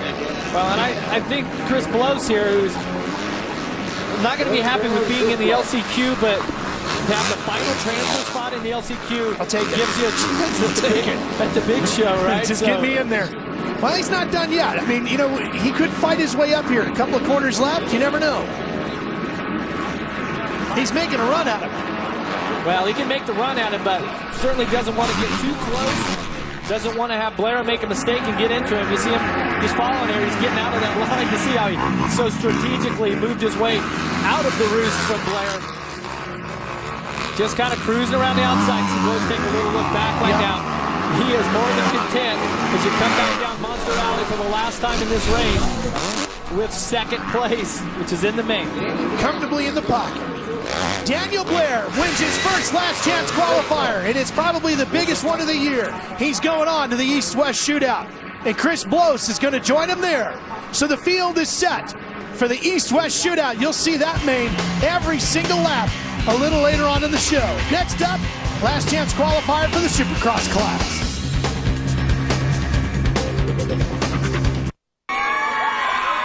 Look at these folks having fun here tonight. And when I tell you there's not an empty seat in the house, you should see the press box. We're way up in the top of this big building you see towering over the grandstands, and the press box is to our right as we look out onto the racetrack. It's full of media and VIPs, and I mean it is packed full. Well, and there's tons of celebrities and everybody up here right now. Got some good Charlotte here. Plenty of old motocross racers. Yeah, Damon Bradshaw over there. Hey, there was a pretty big moment in that last chance qualifier. We want to make sure we show it to you. Unfortunately, Spencer Daly, the guy who did it for us, came up way short on the triple, and look how he just gets eaten up as the bike follows him. But fortunately, he's all right. He crawls off, but that doesn't feel good. No. Night is over. Season done. Yeah. And we talked about how hard this surface is. What's it like when you fall out of the sky like that and land on this hard dirt? It's not good, but you know it instantly. You know when you make a mistake. And, I crashed over a triple just like that at the Anaheim race. And actually, Windham landed on top of me. And, I mean, stuff just went flying everywhere. And it's really the fear of getting landed on, somebody hitting you from behind. But fortunately, Spencer made his way off the track there, and we hope he's all right. One of the great things about it, though, the Asterisk medical crew right there. And, Jeff, it's got to be such a relief when you have a moment like that to look up and see Doc Bodner or one of the guys, somebody you know, Casillas, to help there, you out. Yeah, we are really blessed in this sport that we have, the Asterisk medical unit and their whole staff. They treat us like we're their own children. That's just on hand and excellent staff that they have. And look at the crowd enjoying themselves here tonight. The PA guys having a lot of fun with them. A very vocal crowd here tonight cheering for their favorites. As they came in, they were able to get signs and they could make up who they're cheering for tonight. They've been showing those signs all night long, having a great time here. Well, and we certainly you'll show you all the happy fans here in Vegas, and we certainly would love to say hello to all of our family and friends at home that are watching. Wish that you guys could be with us. And all the great fans of Supercross live on Speed. Thanks for being here. It has been a great season. We started this year off live in Anaheim, and we had a few other live shows for you, like the Georgia Dome in Atlanta, Daytona, the big Daytona International Speedway, and we're able to close out the season live here in Vegas. And hopefully more great things on the future for Supercross as well. Well, there's no doubt about it. All of our family and friends have to put up with us traveling, and thank you guys a whole lot. Absolutely. It is 17 races in 18 weeks, and people don't really realize how tough it is on everybody, crisscrossing the country all over the place. And speaking of tough, Ralph, we have another race coming up. Another LCQ qualifier of the last race of the year. This is it, the final 2 transfer spots of 2009 here in Vegas. I'm getting goosebumps thinking about it. And just one more step closer to the main. It's a stack. There's some great riders in here. I'm telling you. And that's the thing that's so amazing about it. Here we go. Drop of the gate. The final Alessi. What a start.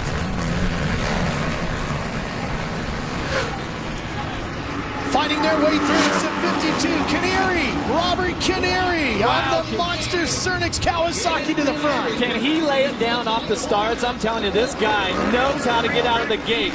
Now, let's see if Bobby Canary can finish off this LCQ and make it into the final main. He certainly has put himself in a great position. And across the stripe, Las Vegas native Kyle Partridge. Oh man, look at these guys fighting through the whoops, and you can just see which guys are getting through there better, who's more aggressive, who's got that confidence and that total commitment. Look at the gap here between first and second. It's actually Ripple up in the second now, I believe. Yeah, Ripple's on that 304. Brad Ripple out of Crown Point, Indiana.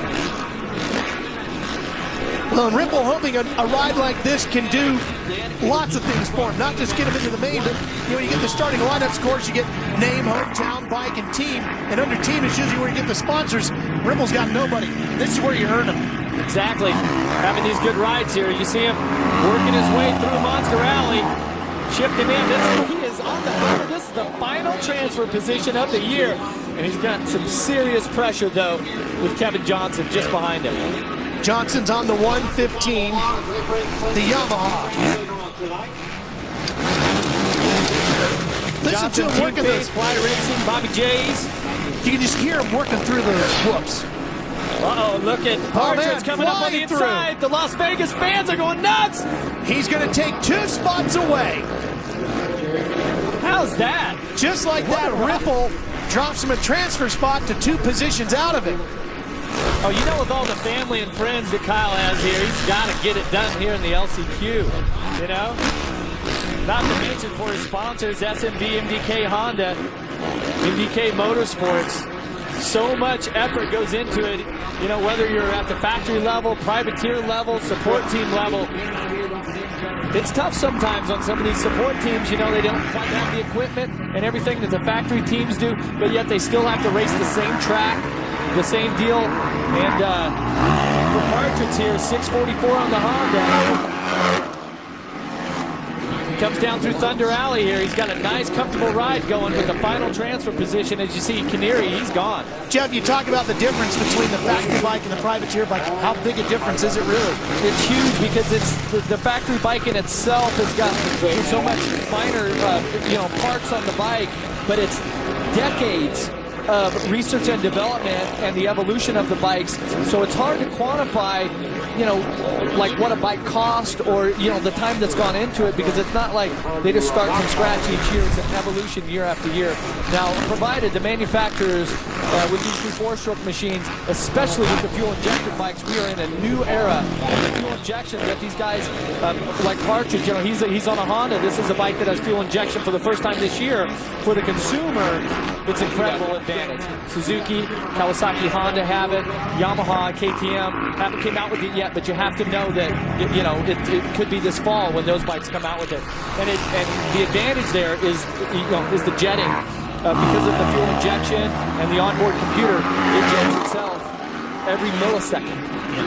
And that was an issue we were really considering last week in Salt Lake City with the higher elevation. Yeah, and then Stewart's gone out, won 11 races on a carbureted Yamaha, and showed that they are not behind, and they may even be ahead on the racing level.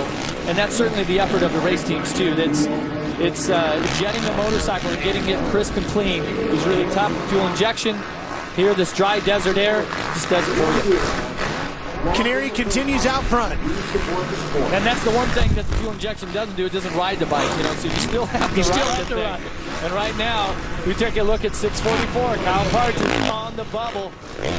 Getting a little heat now. As you see Kevin Johnson starting to inch a little closer here. He knows the pressure's on here for that final transfer boy, spot. look at that. Canary fighting his way into into Monster Alley.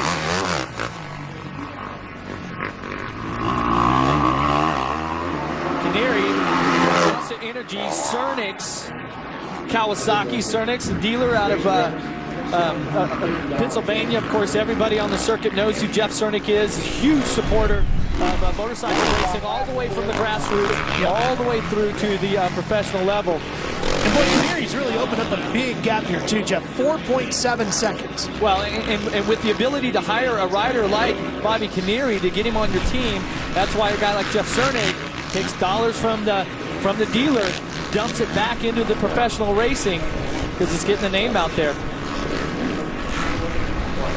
Gonna look a little mistake here by Johnson. That's gonna gap him there from second, and you see Partridge. He's a good half a straightaway ahead, and this may be too little, too late here for Kevin Johnson in the LCQ, the final transfer, final LCQ of the year. Yeah, he's about a second and a half behind Partridge, and that might be too much to make up. And as we go through the leaderboard here, the names across the top, you know, Canary and Partridge are in, and it's did not start for Broc Hepler. Keith Johnson, Billy Laninovich, who suffered an injury today. Collarbone earlier today in practice, and the factory rider filling in for Tim Ferry, who is also injured earlier this year. Tough way for Billy to see the Supercross season come to an end. Final lap here. So there it is. That's the difference between being in the main in Vegas and not putting it back in the trailer. Canary's had an outstanding ride. You can see just he's really backed off the pace right now. Canary at a 109.3, fastest lap of the night by 2 degrees. 104.7-ish, 104.2 I believe. So 5 seconds a lap difference. But you got to think right now, Canary's just backing it off, trying not to make any mistakes, as here he is on the final lap of the LCQ. Doing a great job, and we talked about impressing the industry bigwigs. Canary doing a good job of that here tonight with a solid run in this LCQ. This is a good feeling right here, Ralph. Coming down Lester Alley over the ski jump. About 80 feet right then. Canary, final corner, checkered flag, and he's going to the main event here tonight in Vegas. And joining him there, taking the final position, will be Partridge and his 644. So both main event fields are set here tonight for Vegas. Las Vegas, Nevada. It's what everybody talks about all season long, the road to Vegas. Well, we're here. Chad Reed, James Stewart, they're in the main. The house is packed, the field is set. The main event is coming up live on Speed. Speed's coverage of the Monster Energy AMA Supercross in Las Vegas is brought to you by Yamaha. Nobody's more in tune with motorsports than Yamaha. And by Toyota. Moving forward. Good look at the strip here in Las Vegas, and that is going to be a wild spot as soon as the checkered flag falls here on the main event tonight. I guarantee you everybody from here is headed over there. Of course, a lot of these folks are going to be headed to Glen Helen for the opening round of the outdoor season. Lucas Oil AMA Motocross, the season premiere, will be right here on Speed. You can see it Saturday, May 23rd, 9 p.m. Eastern Time. It has been a great season so far in so many memorable moments. We've captured a lot of them. Here's our top 10.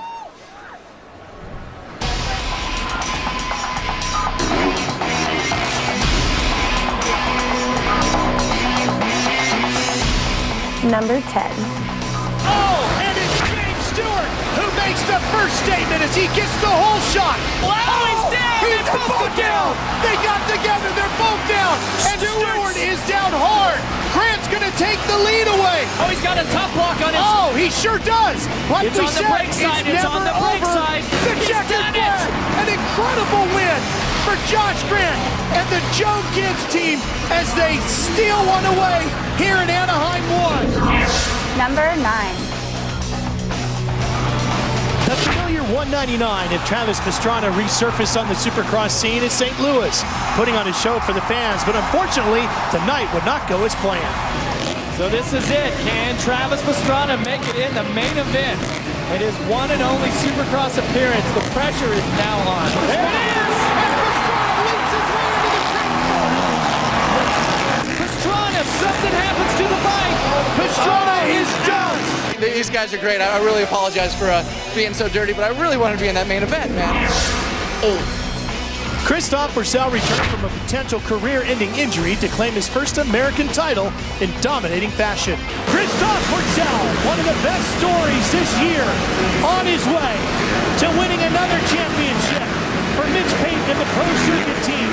And Christophe Pourcel is the Supercross Lights East Coast champion for 2009. 7.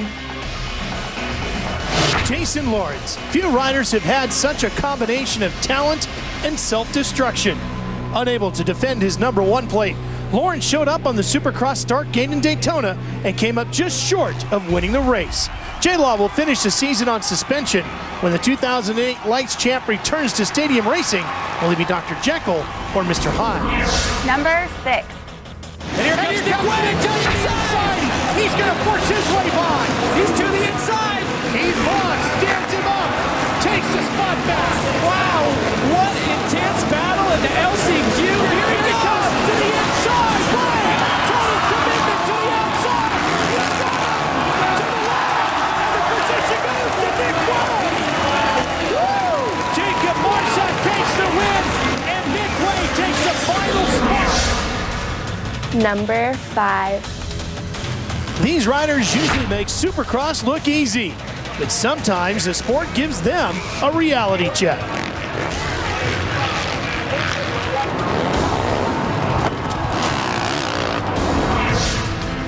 Number 4.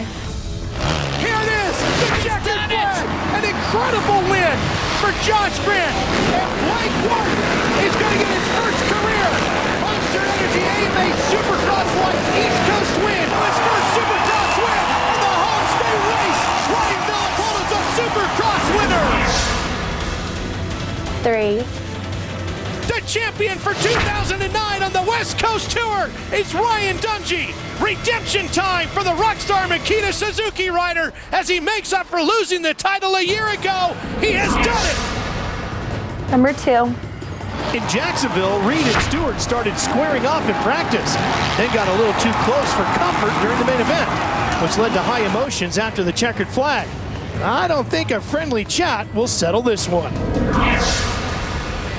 Number 1. Two different champions, two different ways of getting the job done. James Stewart with his speed and style, the consistency and grit of the defending champ Chad Reed. And that's Stewart's teammate Kyle Chisholm. And Chisholm almost gets into Reed, and instead he goes down. And Stewart wins it, lights the candles in Salt Lake City. Now it's Vegas, one final race for the title. And with 20 more laps of main event racing to go, maybe we haven't seen the biggest moment yet. Could be an upset, you never know. Stewart's going to be hard to beat. The pit party kicks every Supercross off, and boy, this one was big. Fans came out early, had a great time tailgating and getting dirty with us here on Speed. We had a lot of fun meeting the fans. Now it's time to go racing with the main.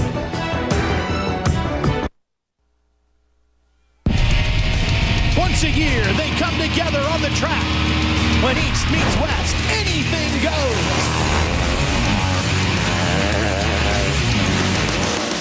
1 week ago, Suzuki's Ryan Dungey raced to the Lights West title.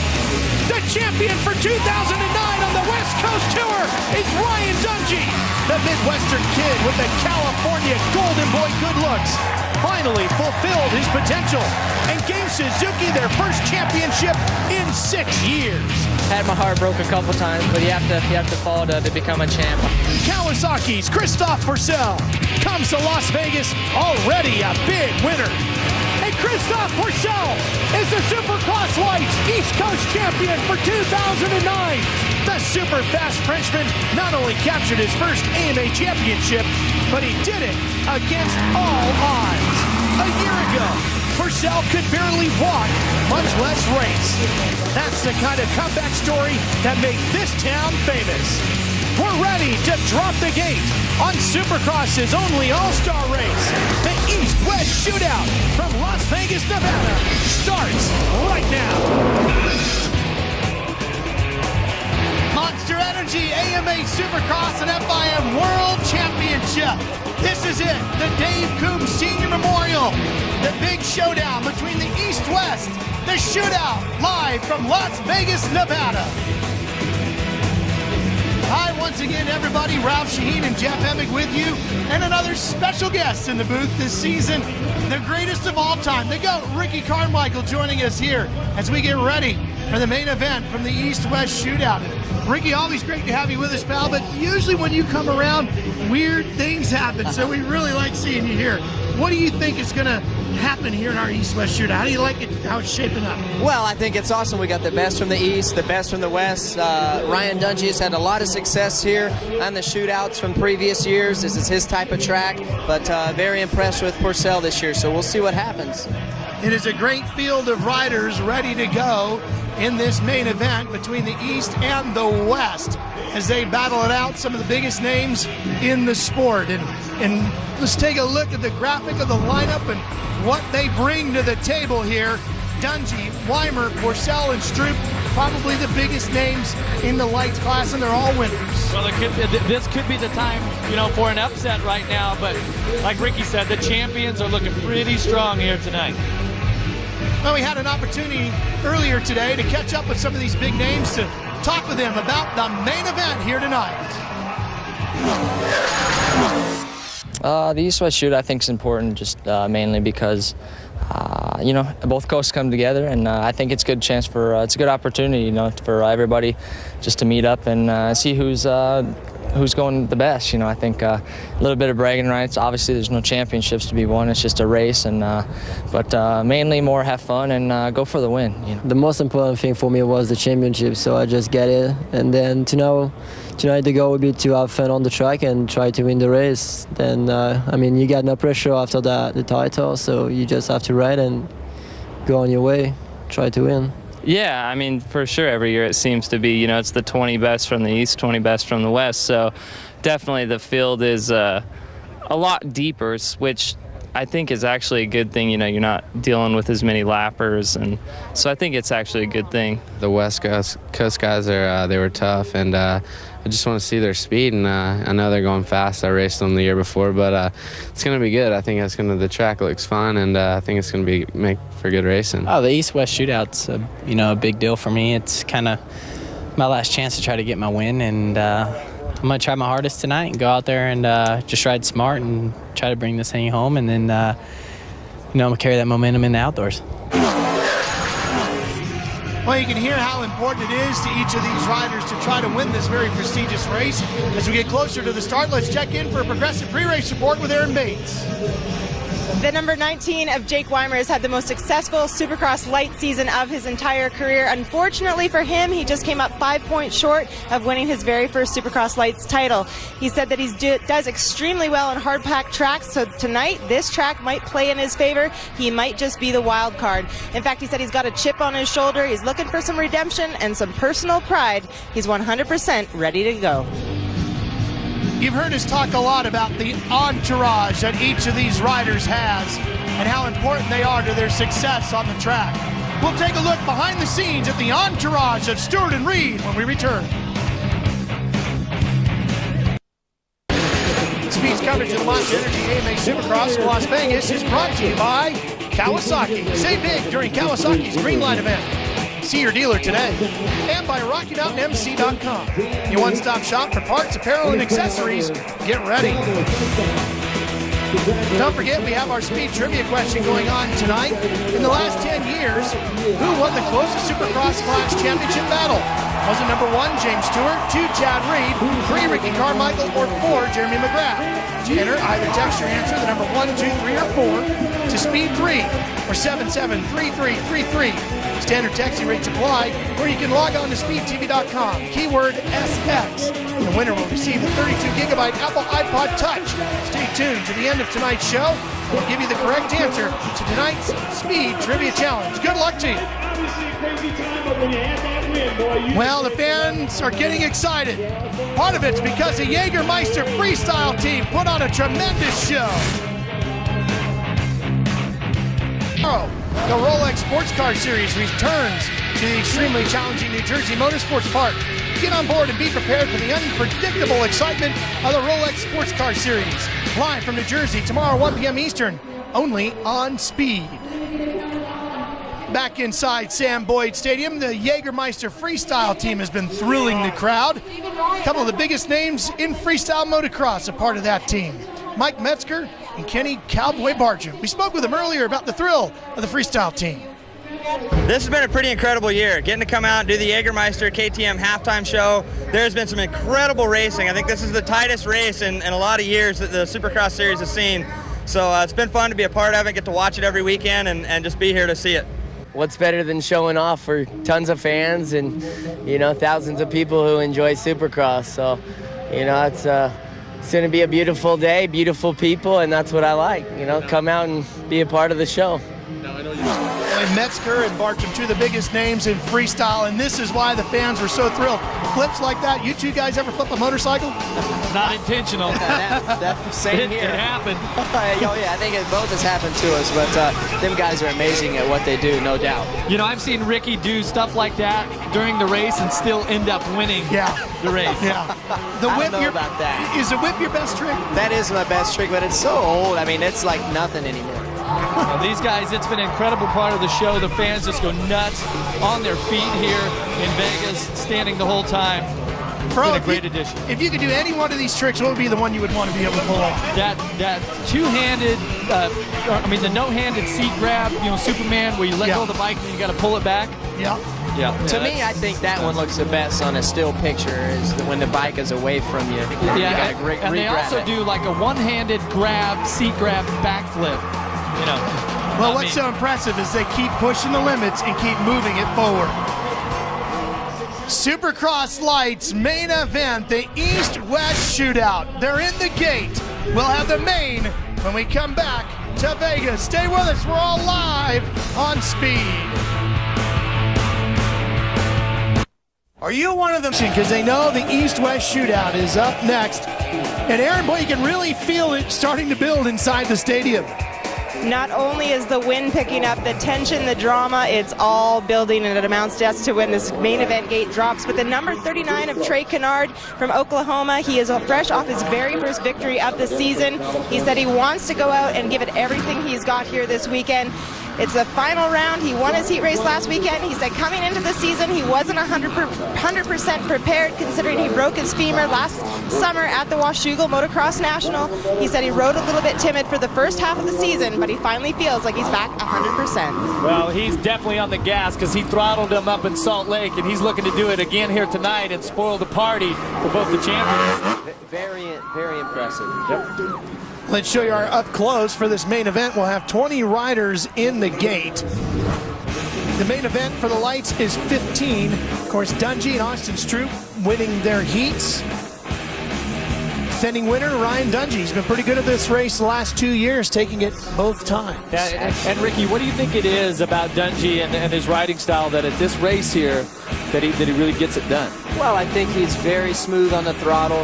He's a technician out there. I mean, last year was amazing, and I really think he's going to do it tonight.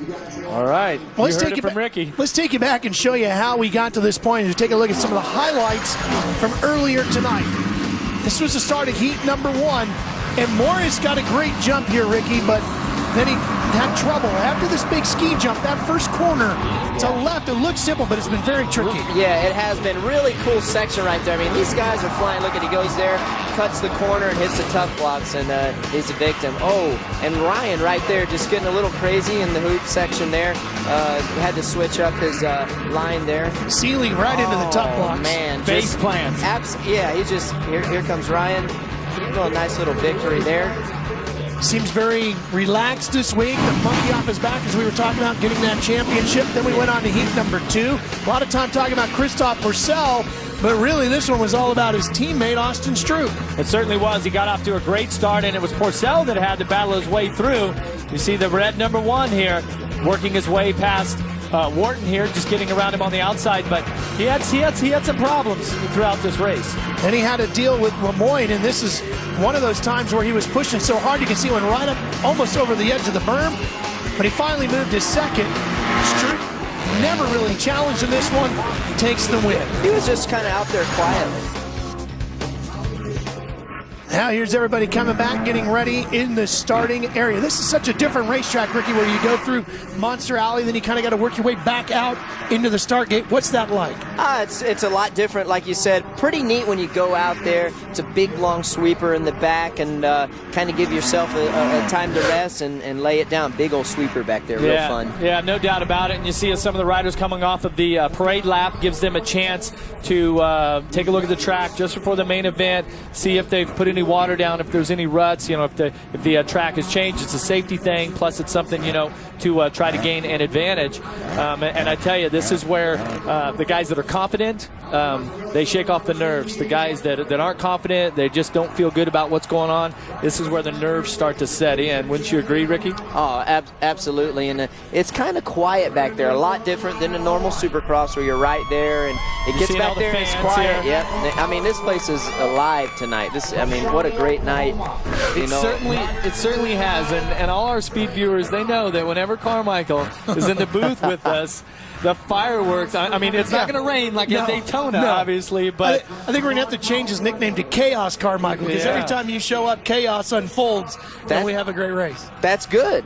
We got a lot on the line tonight. East-West Shootout. It's going to be good stuff. I'm telling you. One thing about Dungey's got that number 1 plate on there. Might be a little bit of pressure. It gets heavy, right? But you've won the East-West Shootout. I have, 1998. Yep. And that was when you and Kevin Windham had those incredible battles. I remember there was a still photo in one of the magazines. You know what I'm talking about, of Carmichael T-boning Windham. These guys went at it. Both guys were champions, and it ended up, Ricky came out on top. I did. Let's take a look at the track map here on Rockstar track map. Now, Ricky, what part of the track, if a white sky, is going to be the most important? I think the hard pack slick turn, especially after the triple. It's a long sweeping turn there. You guys can see it. So way on after top. The triple. And then the whoop section. One long section right there, like Jeff just showed you. Very, very key. There's going to be a couple guys that are going to be making a lot of time there. And here we go. We're going to find out here in a second. 30-second board is up. The Monster Girl holding it sky high for us. Here we go. Going through their routine, getting ready. The crowd is on their feet here in the Sam Boyd Silver Bowl. Here we go. Main event time for the East-West Shootout. The first time Stroop and Pourcel and the rest of the top dogs from the East have seen Dungey, Weimer, and Morris, and the top guys from the West. The gate's going to drop, and they're going to head to turn 1. Who's it going to be? Looks like That's a guy. It's Wharton. Oh, Blake Wharton up at the front. Teammates go whole shot and they sail over the ski jump. And his teammate Trey Kennard is second. He has been on the gas. And the Troy Lee guy's third. None of the number 1 plates in the top 2 positions. Here's Pourcel. He's challenging from third. Dungey stuck back at about 7th or 8th as they come across the line. Yeah, Dungey was 9th, actually. You see him at the top of the screen as they charge through the whoop section. Oh, look at the teammates almost getting together there. Man, I bet the nerves are just going right now. How about this young Blake Wharton? The thing I like about him, Ricky, he doesn't seem to be intimidated by anything. No, I know he's had a win this year, and he needs to back it up, though. You got to get out there and get out front. We're going to see what's going to happen here. It's a long race. These guys are going for it right off the bat. So we're going to see what happens here.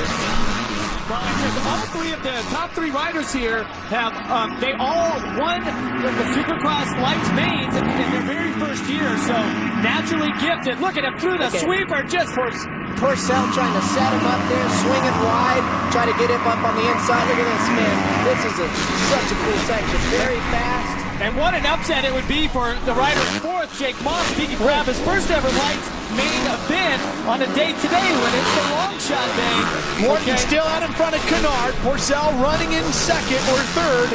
Here's the whoops. Watch Porcel. He is flying through here. And a bobble Jeff as he got in there. And Morton has a problem. That allows Kennard to come through. Here comes Porcel to the inside. He's going to go for second. Can't get the traction he needs. Fights his way out of the corner, but Morton holds on to second place. Very technical section there. I see a lot of mistakes going to be made there. You're turning up an off-camera jump, and you don't have no side traction. Very tough. Look at this. And Dungey is up. Dungey is up to fifth, guys. He's right behind this pack in closing, so he's going to get into this mix. Across the line, Austin Stroop way back. Here's Porcel charging to the inside. He's battling with Morton. He's got him as he heads down Monster Alley. Here we go. I guess he's not going to the pool route. It's time to race. Not yet. Blake Morton saying if he didn't have a shot to win, he just head back to the casino and the pool.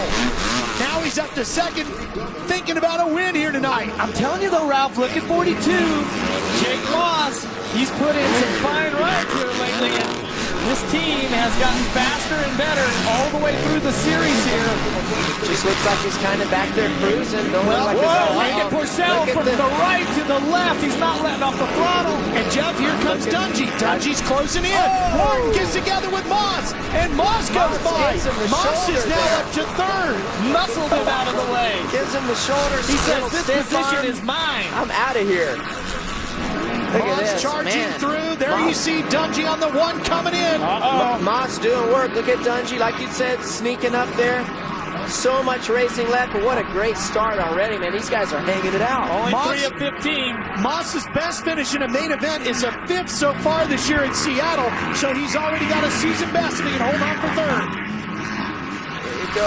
Fun section back here, man. That flat sub, you can kind of do really pretty good traction back there tonight. You can lay the throttle to it, lean that thing over, let it eat, man. Yeah, let it dig into the mulch. That'd be about the only mulch on the track. As you can see, the rest of it is really difficult. Dry, slippery, coming over the finish line. Into the whoops. Here comes Dungey. That third rider in line is Dungey. Oh, he comes up the inside. Here goes the pass. I think Dungey's going to get him through the hoops. He's got him. He's not he didn't. He was right there, but Morton is going to hold him off. Dungey tries to cut back inside, can't complete the pass. He was really patient there. He had a position, but he was on the outside. Look at Dungey trying to set him up on the inside. Take a look at the lap times. Kennard's out front. His fastest is a 102.6. Dungey, the only other rider, he's at a 106. Here's Dungey inside on Morton. He's got him now. Got him. Now he could do work on Moss. Still got plenty of time left. We're only on lap 4. You're going to see Ryan put in a good lap right here. He has a clear track. He'll make up a lot of time. And how about the riding gear of these riders? They have the color wars out there as the gear companies, Fox, Shorty, everybody just totally brightening it up here for the final round. But nothing makes it look as good as what Kennard is doing Podium out front. That's right. Trey Kennard, the winner of the last race in Salt Lake, trying to get another one here. Boy, Moss and Dungey taking our thoughts here away we go. for a second. Dungey's quick through the whoops. He's on the left. Moss is on the gas, way on the right. Boy, is he committed, isn't he? And that's what we were talking about, Ricky, earlier, was how much commitment you have to have through the whoops. And you can see it with Moss and Dungey, both of them. Absolutely. You have to commit there. You have to go into it fast. Dungey isn't wheeling into the whoops. I think he's losing a lot of time there. Wow, what a drive he got on this turn here. He's next to him. He's right alongside. He's got bar the to pass. bar, inside at the next corner, stands him up, takes a position away. He's out of there. Ricky, you mentioned wheeling into the whoops. What does that do as opposed to not wheeling in? Because when you wheeling in, your front tire doesn't hit the first whoop and essentially slow you down and pop you up. Exactly. Where if you do wheeling into it, if you wheeling into it, you just got that momentum going, and at the end of the whoop section, you're going so much faster. Well, and as we come around here, guys, we're going to take a look. The first set of whoops, there's no roller, but here there's this roller going in, and you see both guys lift the front wheel. Yes. Fastest guys on the track right now. There goes Dungey. He tries to go into it with the front wheel and soak it up with his body to actually pull the bike up to him, but use his body weight to push it down. One thing about Dungey as well, Ricky, and you know this because you train with him a lot. He's getting bigger.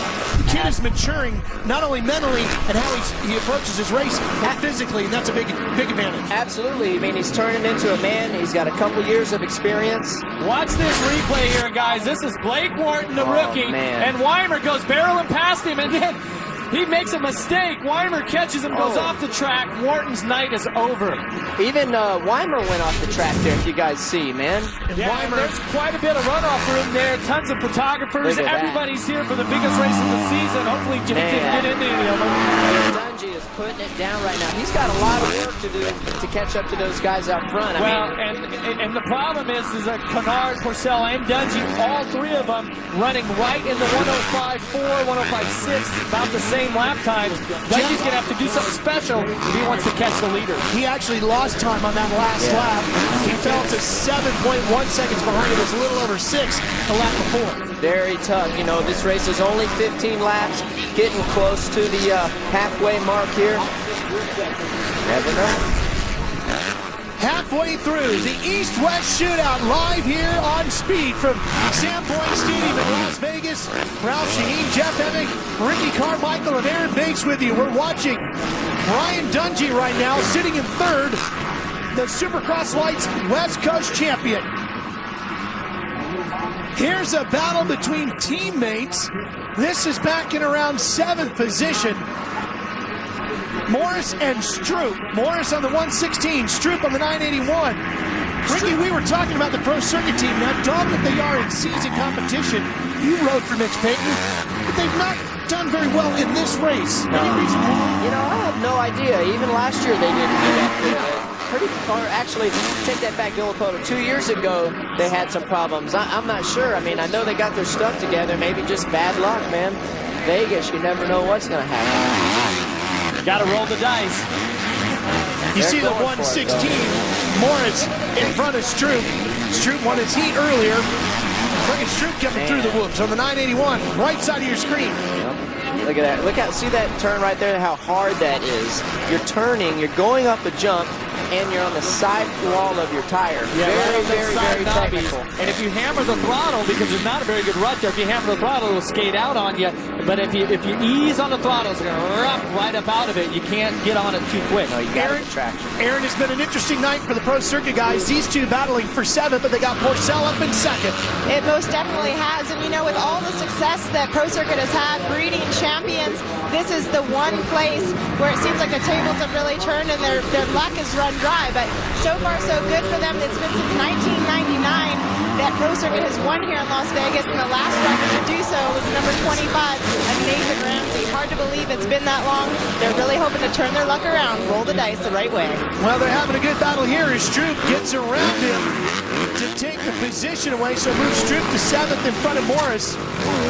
Meanwhile, Jake Weimer, another pro circuit guy, the 19, getting around Moss. Gets just to the inside, just pumping that rhythm section, staying a little lower.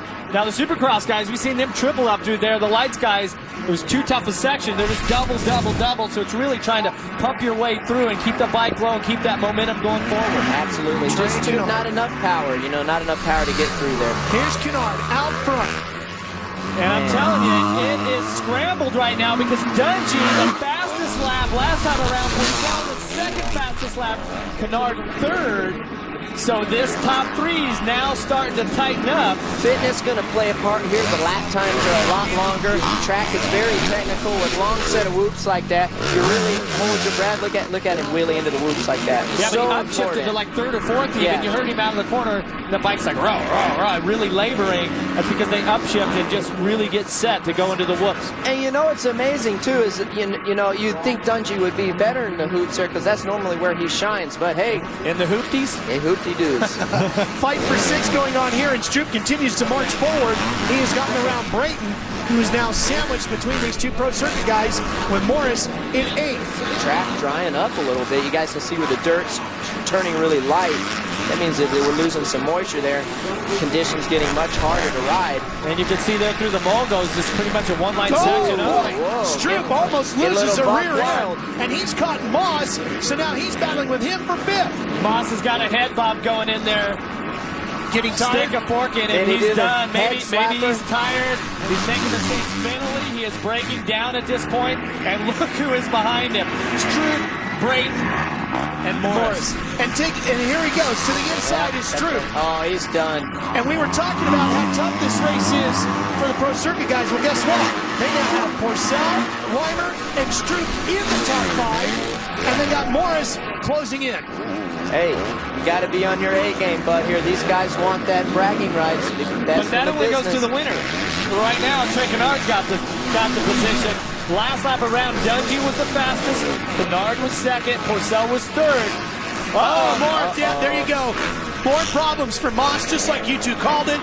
And both Morris and Brett. Who's that with a huge wreck? One of the Star Racing guys. That's Lemoyne. Lemoyne going down. Big problems for him, and Moss can't get going as well. There he goes. And Lemoyne stuck in the middle of the racetrack trying to get the 41 going.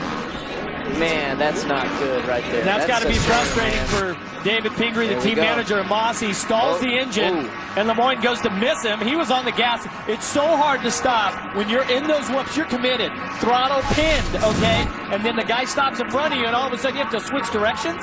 Yeah, absolutely. It's hard. You not only switch directions, but it's hard to go through this thing sideways. Yeah, well, I definitely remember that race in '99 here that we had, Ricky. You went down in the hoopties there. Yeah. And actually got tagged by Albertine. I did, and then you went blowing by me. I was laying down, free position. Thank you very much. You're welcome. Hey, we got 2 number 1s to 2 reigning champs. East Coast champ Porcel, West Coast champ Dungey, and they've reeled in the former East Coast champ Kennard. We've got a battle with 4 to go. Ooh, this is getting good. 4 to go, and it's tightening up.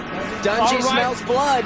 Ryder in third is the fastest guy on the track. Let's take you back and show you our progressive whole shot replay. Look at the explosiveness out of the gate. Riders all over the place. It's a Geico Power Sports Honda of Wharton that gets out there, and he was followed as they come down Monster Alley by our current leader, Trey Kennard, and now it tightens up. All 3 riders. I think Dungey's in the catbird seat, maybe. He's in a good position, isn't he? Left rider in the way. Kennard, Porcel, Dungey continuing to fight.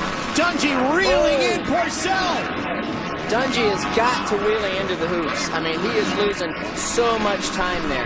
Great job by that lap rider to get out of the way, let the lead battle go by. Yep. Kennard got a little bit of breathing room there. Kind of got in position before a critical part of the track, but we still got a lot of racing left with these longer lap times. Well, if you remember last year, and all kinds of issues. There goes Porcel. Porcel goes by, Dungey goes by, and Kennard sees the whole race just evaporate in front of it. And now the 2 champs are 1 and 2. So frustrating, but isn't it so fitting that it comes down to this? The 2 number 1 plates. And Dungey is on it. Fastest rider on the track right now. He is closing in on Porcel. Let's see how this unfolds. Let's see how this happens. Watch Kennard. Call it out, Ricky. He's going to turn here, get on the gas, zoop. He's done right there. Oh, blows the whole section.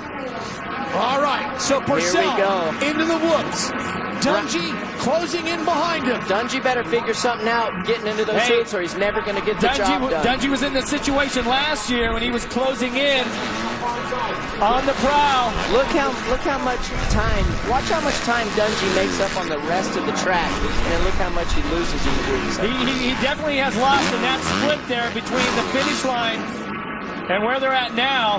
He's really fast out in Monster Alley. This is where rivalries are built for the future of Supercross in the Lights Series. And the East-West Shootout is where those rivalries really come to the forefront. This is what this race is all about. The 2 champions going at it. Who really is the quicker guy this season? Was it Dungey? Was it Porcel? Now we get to find out. It's like, who's better? All you hear about all weekend, if he was on the other coast, you'd get beat. Yeah, that coast was easy. That one's stacked. Ooh, you know, here we go. What's going to happen? That's the 47. Trying to get out of the way is Albertson. Dungey, did he get through the whoops? Good, Ricky. No, he didn't. Oh, he pops up at the end. Yeah. Oh, it's going to be close. He's going to have to do something really special here. Will Porcel make a mistake?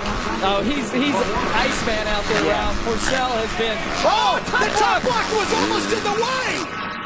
Almost takes the leader out. You never know. Man, Dungey wants to get him so bad. He is pumping it through the ribbon section. He's pulling it back up. Look at the fans in your screen. They're cheering him on. Oh, the big triple. Scrubbing it. I smell something going Here down. he goes. Watch it. Watch Dungey pin it through here. He is wide Get open. on the throttle. Going after him. Ryan Dungey. Christoph Porcel. The final run to the checkers here in Vegas. Shaking his head. One turn to go. Dungey's going for it. Dungey gives it everything he's got. Who's going to get to the flag? Christoph Porcel wins the East-West Shootout in a thriller over Ryan Dungey. What a battle to the checkers. Porcel and Dungey, the rivalry begins here tonight. Wow. Woo! I cannot believe that. Dungey was on the gas. Porcel was feeling the pressure. What an incredible season for Christoph Porcel after all that he's been through. Everything. The terrible injuries. Maybe wasn't ever going to ride again. Ever. And here he is, not only winning the East Coast Championship, but winning the biggest race in the Supercross for the lights, the East-West Shootout.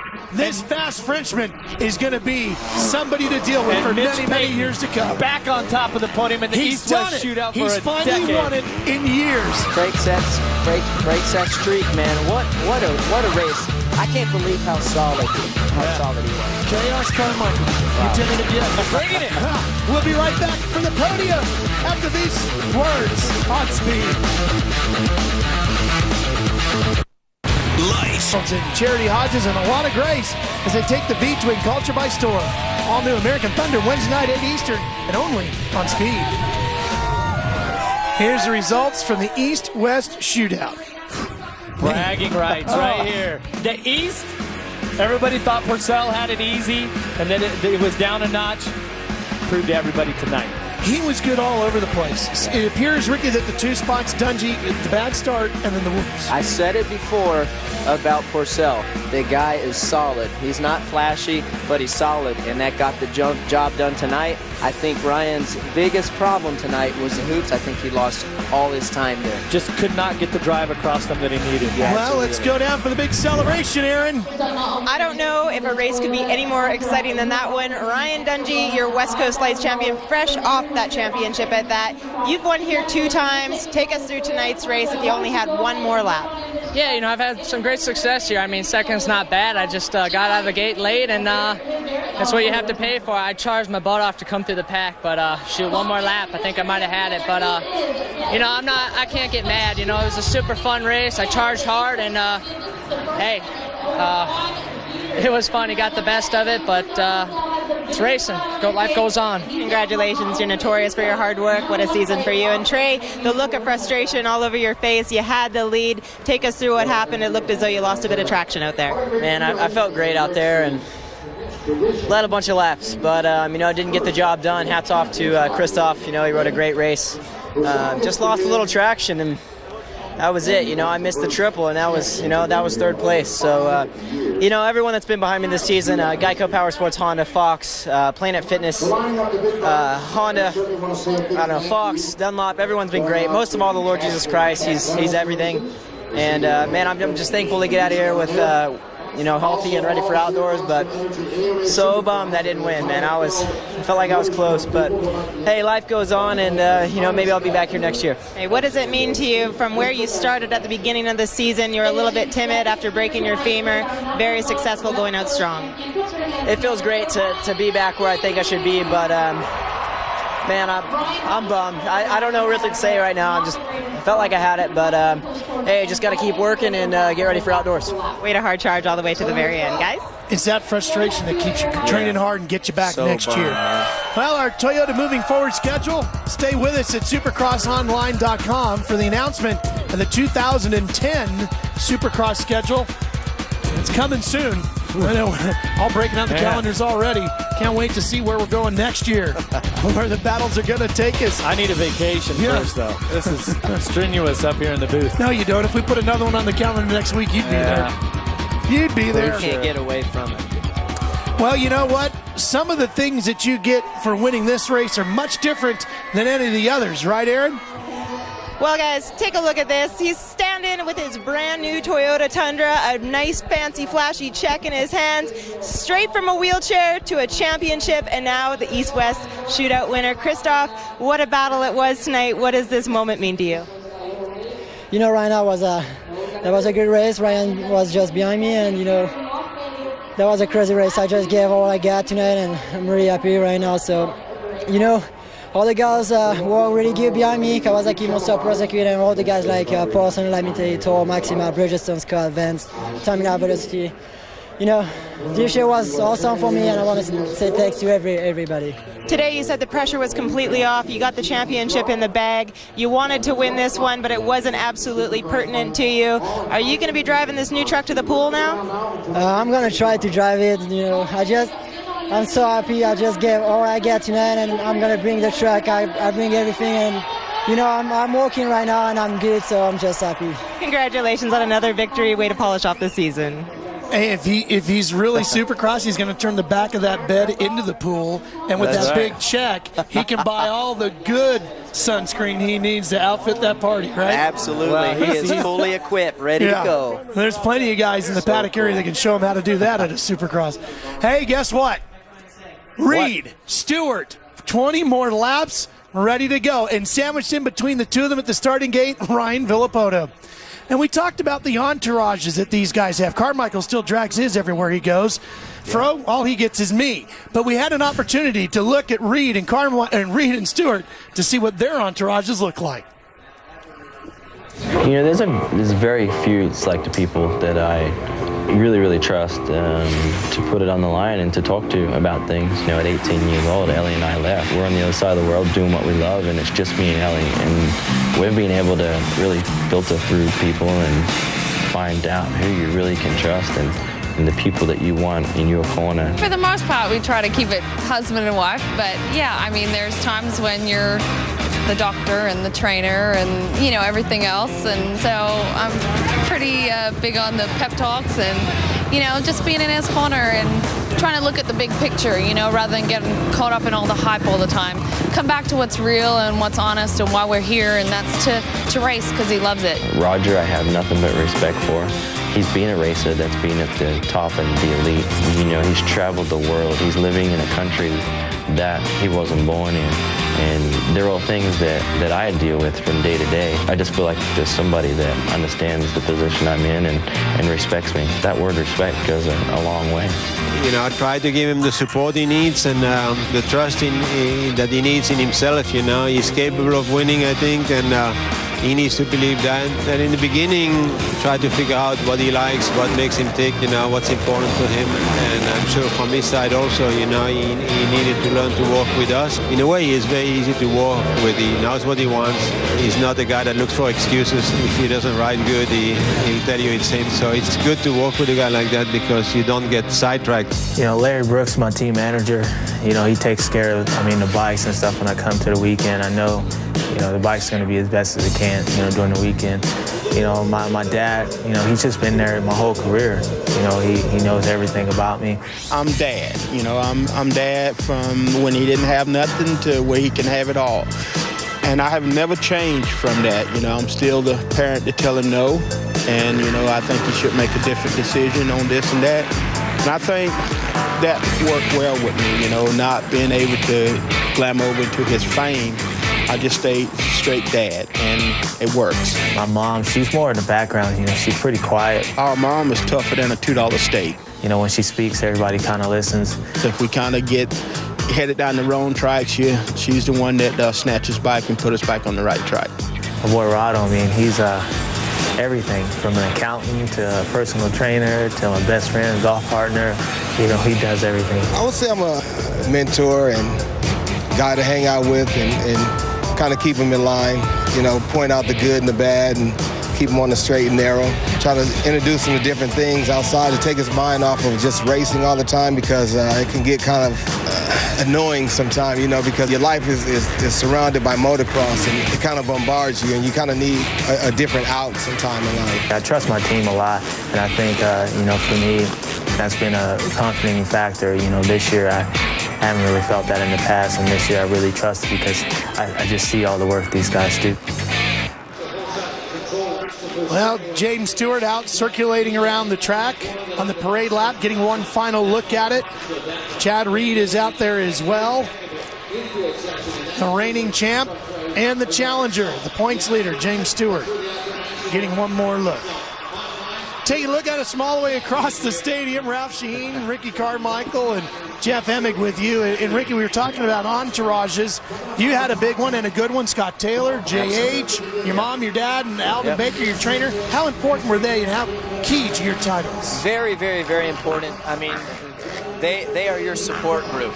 I feel that I was kind of the inventor of the entourage in this world, if you will, in motocross. And now it seems like everyone has their guy. They made me feel comfortable, and they were my go-to guys. And I really didn't waver from them, and I really trusted what they would say, and they made me feel at home.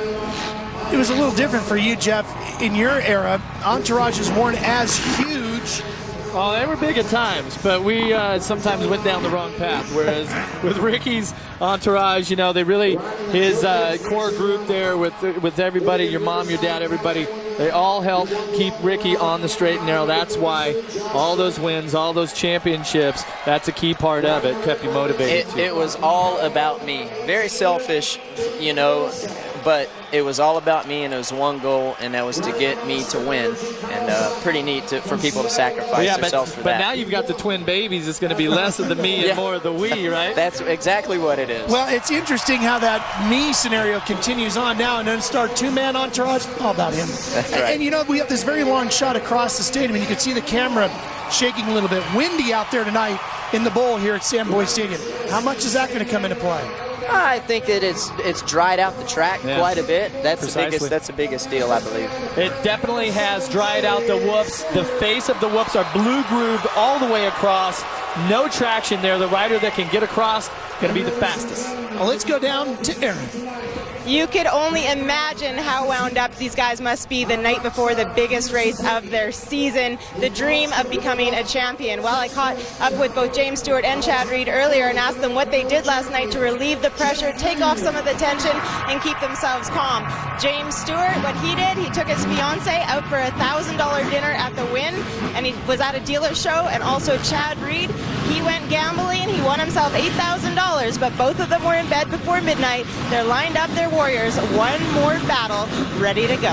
So it sounds like we need to go to dinner with James and hit the casino with Chad. Amen. That sounds like the program right there. Here we go, guys. This is it. Yep. You know, one of the defining moment in each one of these riders' career. Ricky, 2006, the battle between these two guys were in that three-way battle with you. Yeah. To me, I mean, I cried when you won that. That was the most incredible championship for these guys. It's here tonight. You have to win. Reed has to win. We know that. And James has to get 20 no laps. worse than third. You 20 don't laps. Here know we go. what's going to happen. It's a crazy track. No traction out there. It's really loose. And they've got Ryan Villopoto in between the two of them. And remember, he got a great start earlier on tonight, was very fast in his heat race. He could certainly be a player. You've got to be careful in those first couple of corners. Here we go, the main event, the season championship on the line.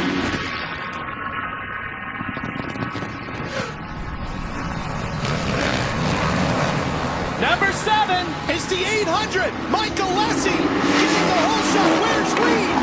I think he's back in fifth or something. He's deeper than that, Ricky.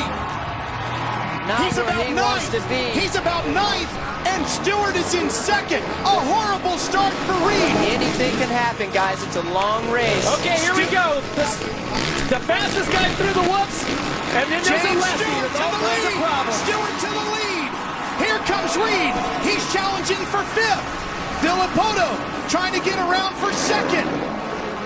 Reed is in that pack right behind him, jumping his way through. Tedesco is there. And Reed has got to get up front as quick as he can. Well, look at it's chaos back there. It is. Man, these guys are going for it too, like they're racing for the championship. Reed has got to get up front, guys, or James will get out front and get breathing room, and that's not, not what he needs. There he is alongside of Ivan Tedesco. That is for fourth. And he hasn't cleared him yet. There he goes. He gets by. That's fourth. As he comes past his teammate, Mike Alessi. You got to think Alessi's not going to put up much of a fight. He's going to let him on by. Meanwhile, Stewart is doing everything he can to gap him. You got to put your head down, Chad, and go. But still, I'll tell you what, Villopoto is sticking to the back of Stewart. He's only a second behind him.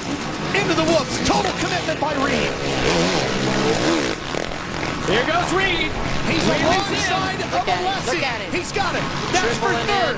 That'll give him third. Next up, Ryan Villopoto. I tell you what, Villopoto rode really good in his heat race. He sure did. And he won at Seattle. Well, Villopoto, he's closing on Stewart. That's not what James needs at all. And how about it for Villopoto? Middle of the season. Alessi right inside of his teammate.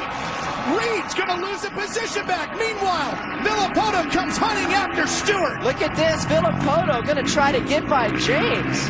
Villopoto knows there's a championship on the line, but there's also a win at stake. And Villopoto wants it. Here he comes. After Stewart to the inside. Can't get him at the corner. Wow. And Stewart cannot be happy with the fact that he's got somebody glued to him that tight. You know, this is the last thing that James Stewart needs. Yeah. But also, you think about it, that pressure is going to keep James Stewart focused on a race and not focused on being cautious and thinking about the championship. He's going to have to focus on the job at hand. But he doesn't need to win. Does he let him go? Not James Stewart style, is it? No, he needs to go. Here's the thing. You got a guy that's riding really good, so if something happens, it's going to be that much harder. There goes Villopoto! Unbelievable. Stewart made a mistake in the rhythm section. Villopoto is on the gas here in Vegas. Could the nerves be getting to James Stewart a little bit here? He's never been in a position like this where he really didn't have to win. We always see him just go for the win. And now he has to pull back. Unless he's just hanging back, this just doesn't look like it. Oh, wow, look at Villopoto just airing it out. And the crowd cheering him on. I mean, Villopoto's just trying to check out on him. Let's show you how he got by him.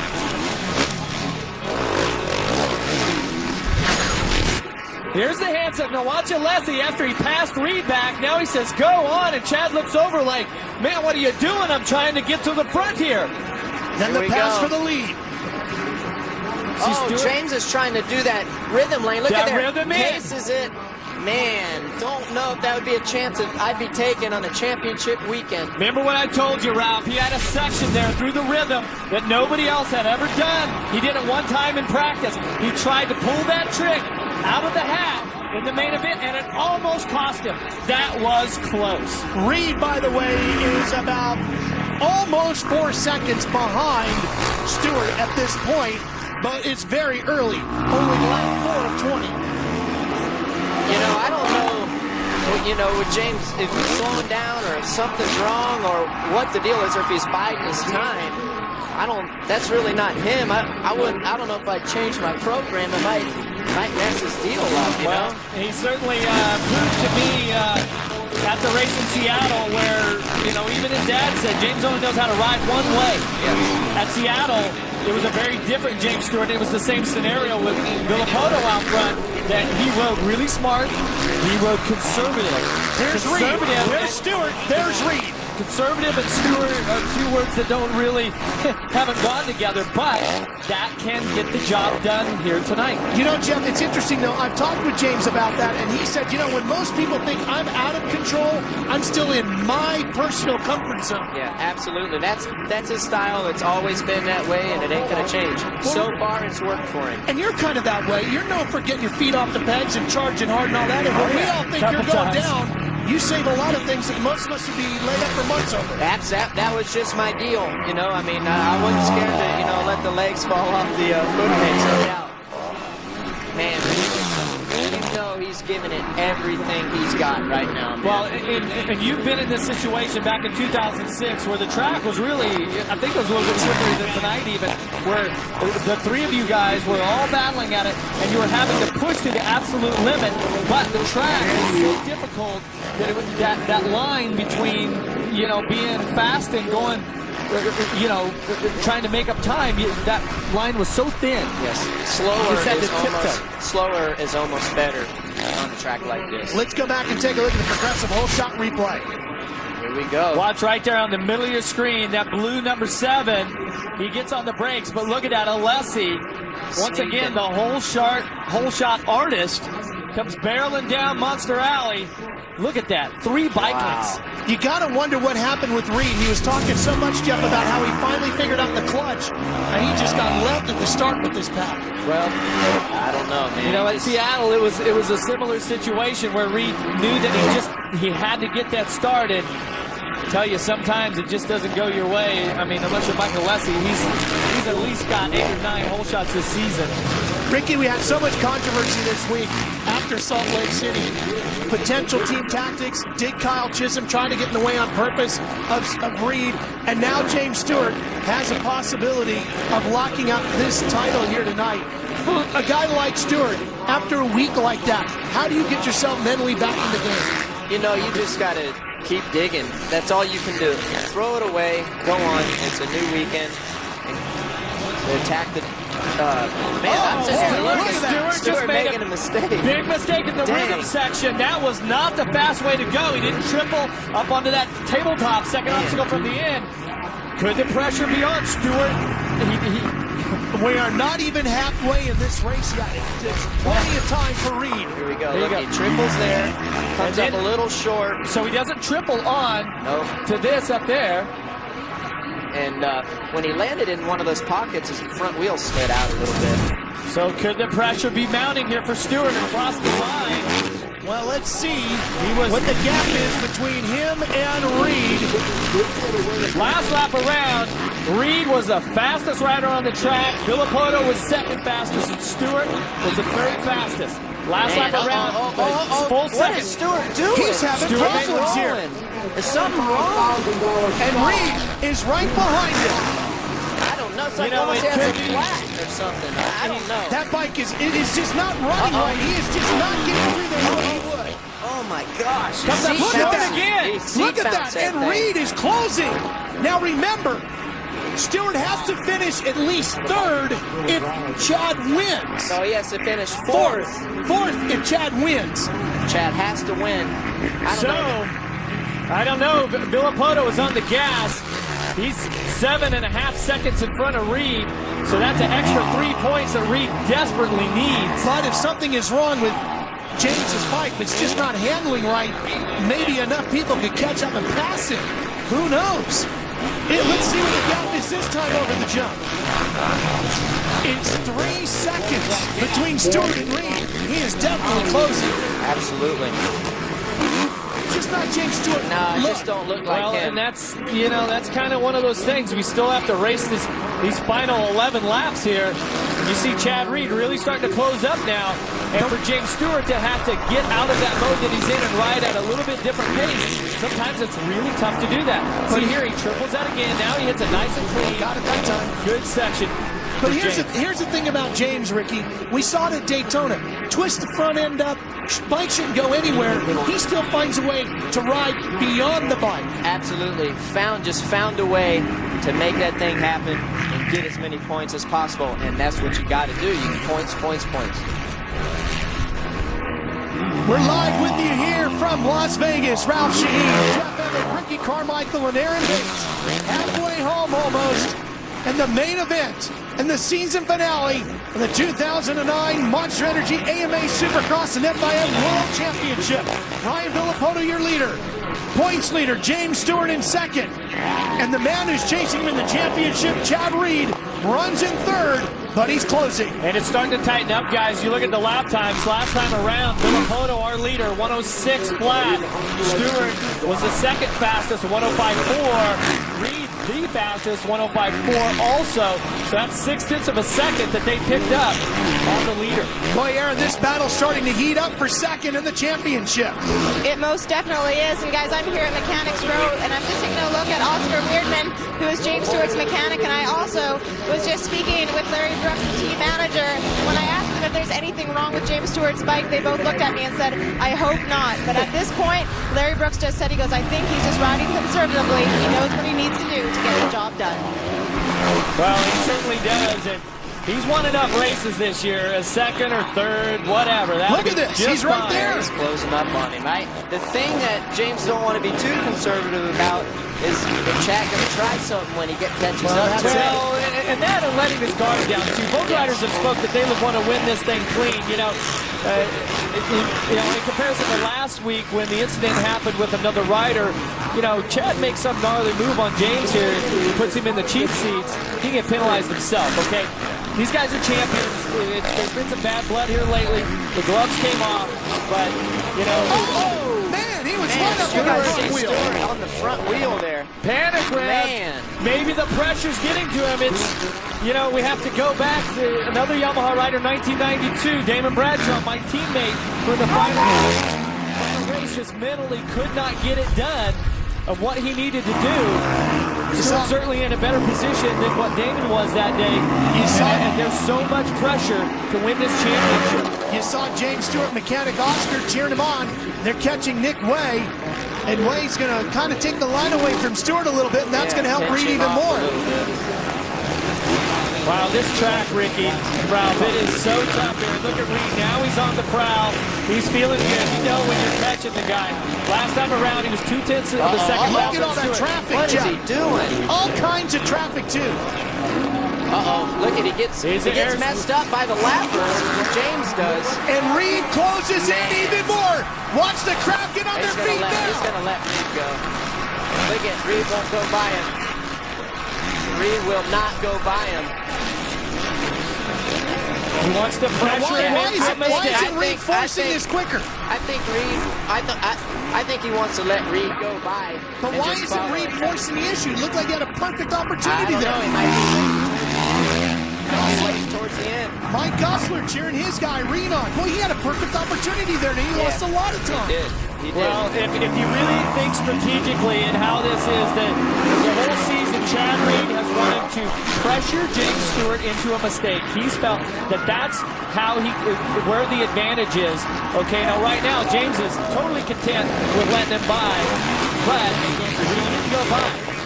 Oh, look at Chad getting messed up by the lap. But Jeff, he's got to get by because he's got to go get Villopoto still, doesn't he? Well, even that is not going to get it done.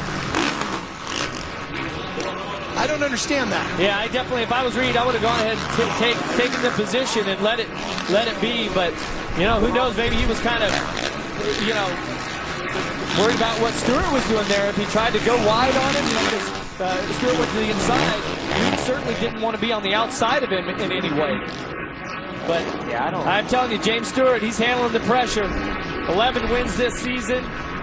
Let's watch a replay here, guys. See, watch Stewart just looks over to the left, tries to pull out of the way, pulls out of the fast line. The racing line's way up here. And look at Reed's body language, like, he's just I'm not going to go by. Yeah, I don't know why Reed didn't go by him there. I have no idea. I think he should have maybe. Well, now the pressure's back on, you know, and that's, like we said, he wants to try to force him into a mistake. That's how he can gain those points that he needs. The inside. Now Reed. Fans are certainly excited. Reed is right there. Into the woods. James continues to hold him off. This is the weirdest battle I have ever seen. Really, neither one of them are accomplishing anything right now. Exactly, and the laps are ticking off. It's hurting Reed because, you know, Villopoto's checking out, and James really ain't got nothing to lose right here. He definitely does. I don't understand it, really. Well, they're doing their own thing. These guys have such a rivalry, and it's just think that James wants him to go by and Reed won't take it. Uh-oh. He's looking like he might set him up right here. Could it be one of those things? There he is, inside. Oh, contact! And Reed is thrown into the top box. Unbelievable. Unbelievable. Oh, my gosh, I can't believe that. That was a little attitude there. Stewart wisely keeps it on 2 wheels. Wow. You know, that's not going to win the championship for Chad Reed. But is that what he was waiting for? Yeah, you got to think so. And that's, you know, that's a little attitude there. Because now he seems to be hammered down, doesn't he? Here's the replay. Like I said, he sets him up here, goes to the inside, and this is the last-ditch effort for Reed. He has to do something. It ends up not working out for him here. Stewart's not going to be happy about that. I'm not sure I would be happy either, but this season's been like that, and it's been rough here lately. It got really ugly between these guys, and he went pretty wide there. Pretty wide. He went way up there to get to him, didn't he? Oh, yeah. Absolutely. That was very, very direct. Well, when things finish up here, 6 laps to go. You know, Reed may have got the best of it here, but I'm telling you, Stewart's going to be the champion. Did he throw the championship away just for a payback? No, Villopoto's out front right there. Fantastic race. They're not going to catch him. No way. And Reed needs more than that. You know, I know we can really talk this up in the booth here. We have a habit of doing that. I personally think it was that little bit of attitude. What's the difference between payback and attitude? Take him out. It would have been it would have been more malicious, and he would have cleaned his clock. Don't you think, Ricky? That was a little rubbing. I'm not saying it's fair. It wasn't Yamaha a clean guys out. are not going to like it. It wasn't a clean out. I mean, you know, let's be honest. Oh, and what about number 2 here? I mean, he just checked out. He's in a race of his own. So here he is, Ryan Villopoto, going for win number 2. He took his first career Supercross at his home event in Seattle at Quest Field, and we all thought at the beginning of the season this guy would even be a challenger for the championship potentially. It took him a little while to get going, but look at it again. Here it is. Go. Sets him up. I mean, this wasn't too bad. It really wasn't, guys at home. See, he did well, he went pretty wide there. And Stewart wasn't expecting it. Stewart wanted to let him by. There's Mike Gosler's reaction. What's Goose thinking? He's probably thinking, good pass, didn't get the job done, but hey, you got to go. You know, they were back there, they were wasting time. It was time to do something. And it is smart riding by James Stewart. He had to be thinking when Reed didn't take that door, okay, something's coming. And he prepared himself for it, saved it. Could have been disastrous. He got into the tuck block. Could have cost him everything. Anything could have happened. He could have fell down, bike not crank.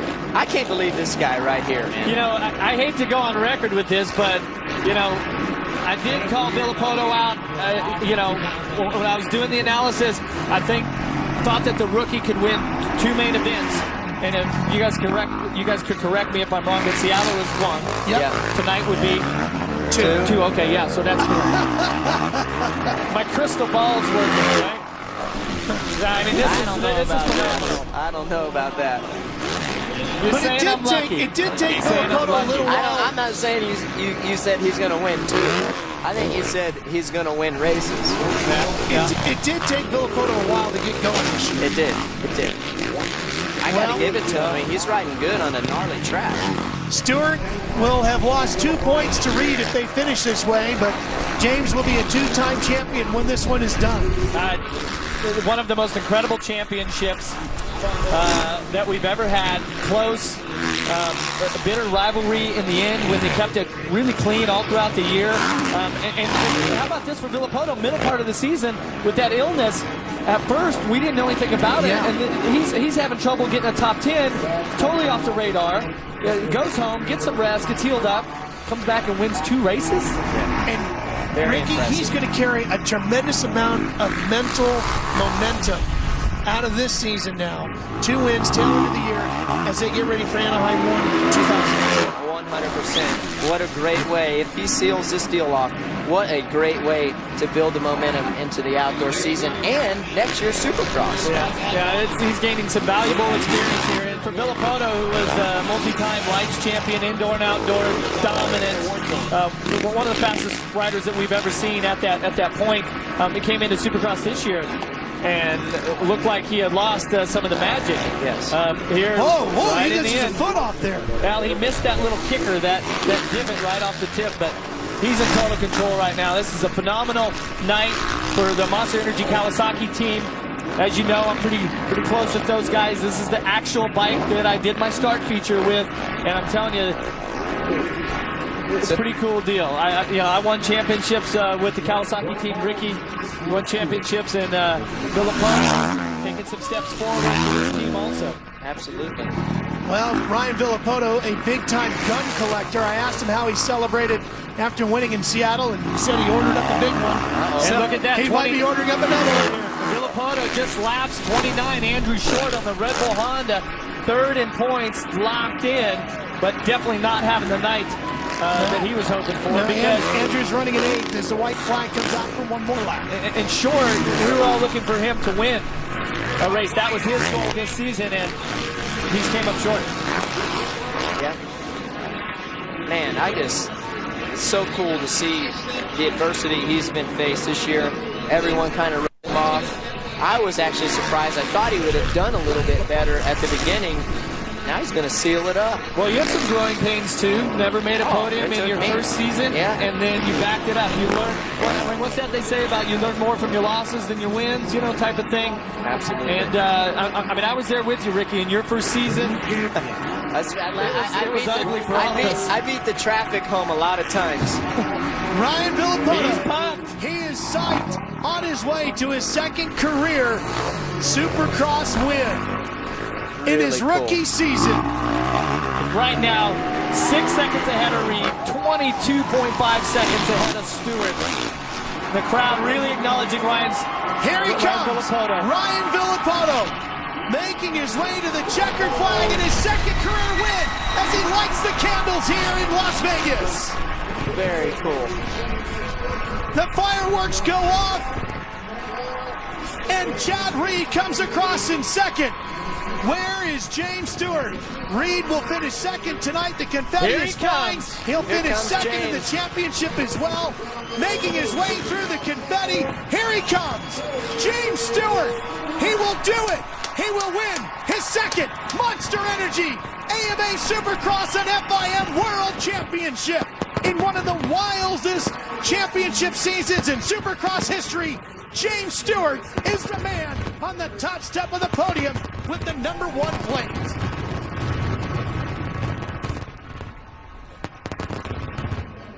What a night for the San Manuel Yamaha team. They worked so hard. At times they were unbeatable. At times they were on the ground. And what they do, they work together. They banded together for one last ride. James Stewart pulls a third to win the championship.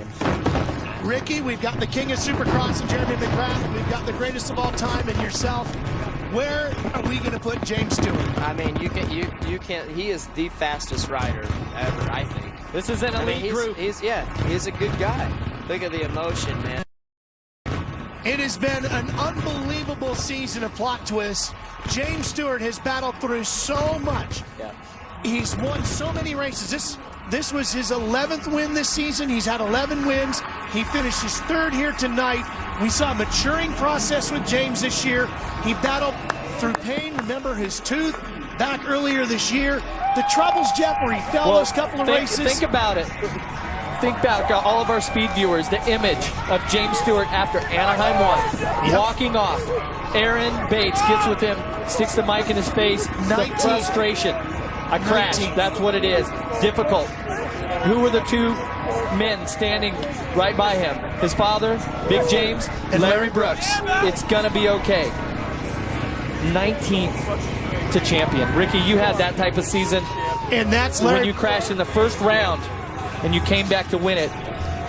That's very difficult. Especially in this day, the competitiveness is so tough. Look at all this, that was Larry Brooks. I was hugging him, the team manager. There's Rado. in the hat. We talked about the entourage. There's Anthony Paggio, one of the members of that crew. There's Malcolm, James's brother. And what a star he's going to be down the road probably. You saw Big James making his way in there. On the other side, Chad Reed, his wife Ellie, wiping away the frustration. Leaving Australia, the two of them at the age of 18, leaving their family and everything they knew behind them, getting married. Big James whispering in the ear of his son, championship number 2. Hey, that's Ennio Arcanelli, president of Yamaha North America there. Just to the left of James, Bob Starr from Yamaha as well. There's Alden Baker, his trainer. We'll be back. The celebration from the podium after this.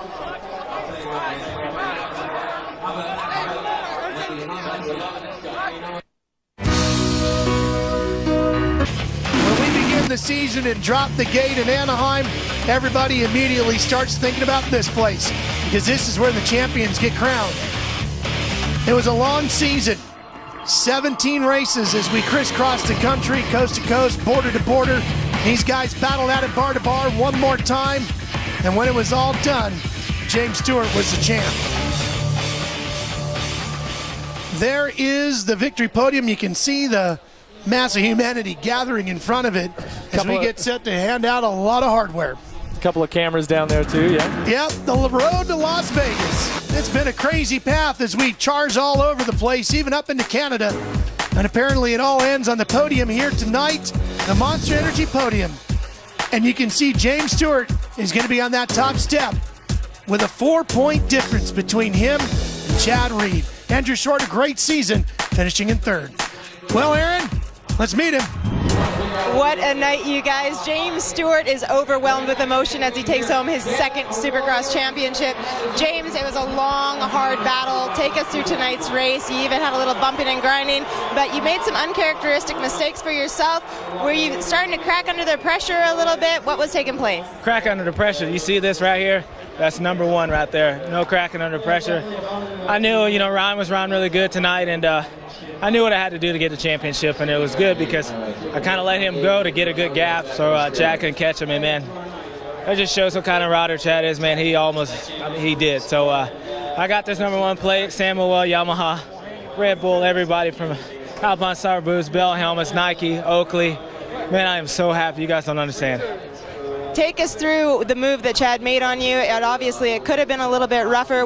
Did it surprise you whatsoever? No, because that's how he rides, and it is what it is. I always said I don't want to ride like that, but it was good. He put me into the tough blocks. I ran off the track, and hey, you know what? This is why I race. This is why I train, and I took it away from him. When you crashed at Anaheim 1, did you think it was possible to come back from the deficit that you had? Did you think it was possible to be where you're standing right here, right now? Well, I always believe in my training, and I gave him a head start at A1, Daytona, and I'm still the champion. And, I got to thank my team, Samuel, Yamaha, Larry Brooks, man, that guy is awesome. I don't care what anybody says. He's the greatest team manager in the world. Keith McCarty from Yamaha, everybody from my team, Oscar, Paul. Come on, baby! James, 11 wins under your belt, 2 championships. What's in store for your future now? Try to win some more. I want to cry right now, man. I am so happy. The last 5 laps, I was nervous of somebody going to jail, but I was able to squeak it out and win, and I'm so happy. Congratulations on a very sweet success. Way to go. There's one other thing we saw out of James this year, and there was so much talk about he is the fastest, but there was always conversation about he needed to mature and learn when to back off. We saw him do it twice this season. Tonight was one of those, and those 2 nights where he did that got him to this title. No, absolutely. He won it hands down. He's a great rider, fastest rider I believe ever that's ridden a motorcycle. Fun guy to race, no doubt. I enjoyed racing him. He deserves this title. Congratulations to him, his team.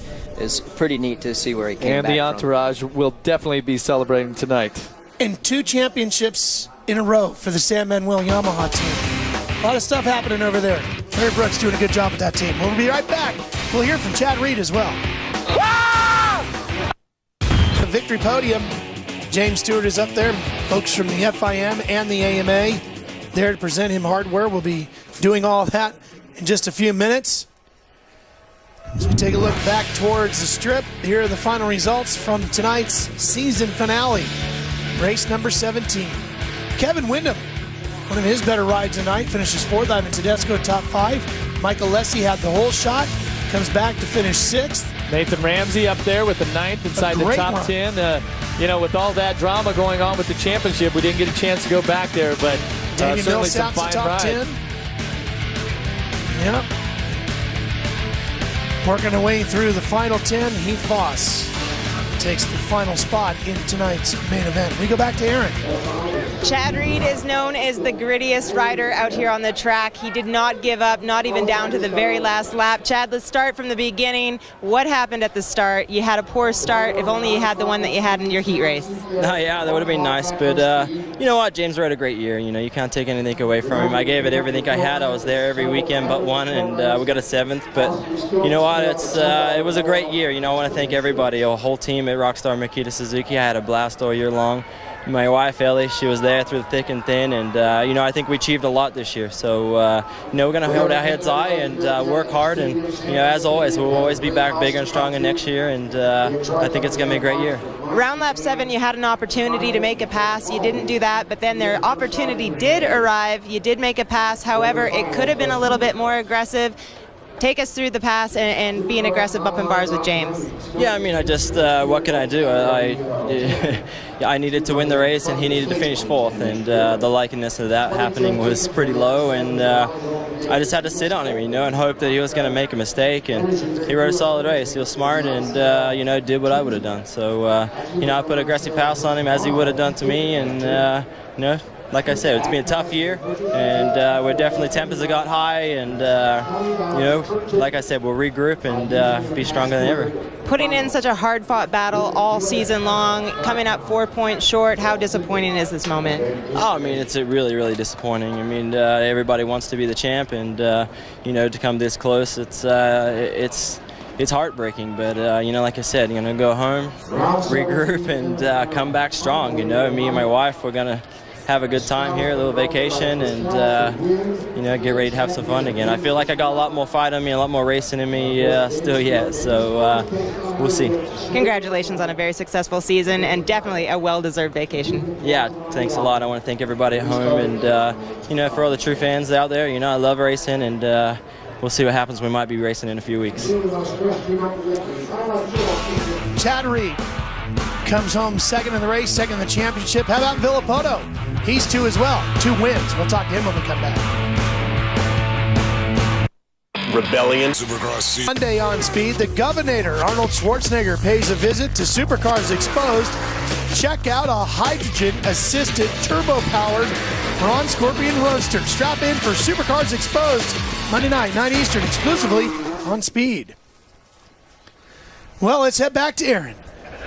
He's this year's rookie, but he's taken home his 2nd victory of the season. Ryan, what a way to polish off the season for you. You basically just checked out and rode your own race. Yeah, it was a great night. Rode a good qualifier, and you know, got another good start in the main. Got into 2nd right behind James, and you know, made a pass on him, and you know, just tried to ride my own race and get a little bit of a gap, and I did that, and just tried to ride 20 solid laps. Vegas is a tough track to do 20 clean laps on. What was going through your mind when you made the pass for the lead? You know, probably that I wasn't, I mean, it was a 50-50. Either I was going to get a fight or I was maybe going to get a little bit of, you know, a back off. I personally think he, you know, just rode a smart race for himself, and, you know, I give it to James. He's, you know, a great rider and a smart one.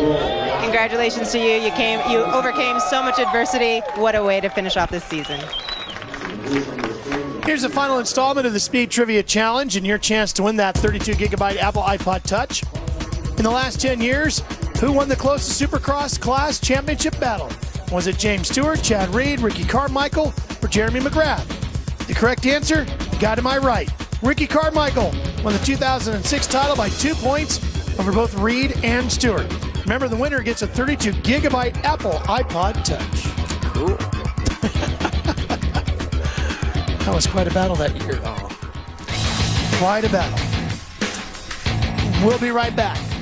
We're going to hand out that #1 plate to James Stewart after these words. Back to Sam Boyd Stadium. Well, the one thing that's left to do is to hand out the #1 plate and all the trophies and all the big stuff that goes with winning this very prestigious championship. You can see everybody's gathered up on the podium. The man with the microphone to MC all of this for us is the man who works on the floor. Here's Terry Boyd. All right, hey, it is the best part of the season. The 2009 Supercross champion. The tears are flowing for the presentation for the FIM medal. Dr. Wolfgang Serb. It gives me great pleasure to hand the gold medal to the new world champion, James Stewart.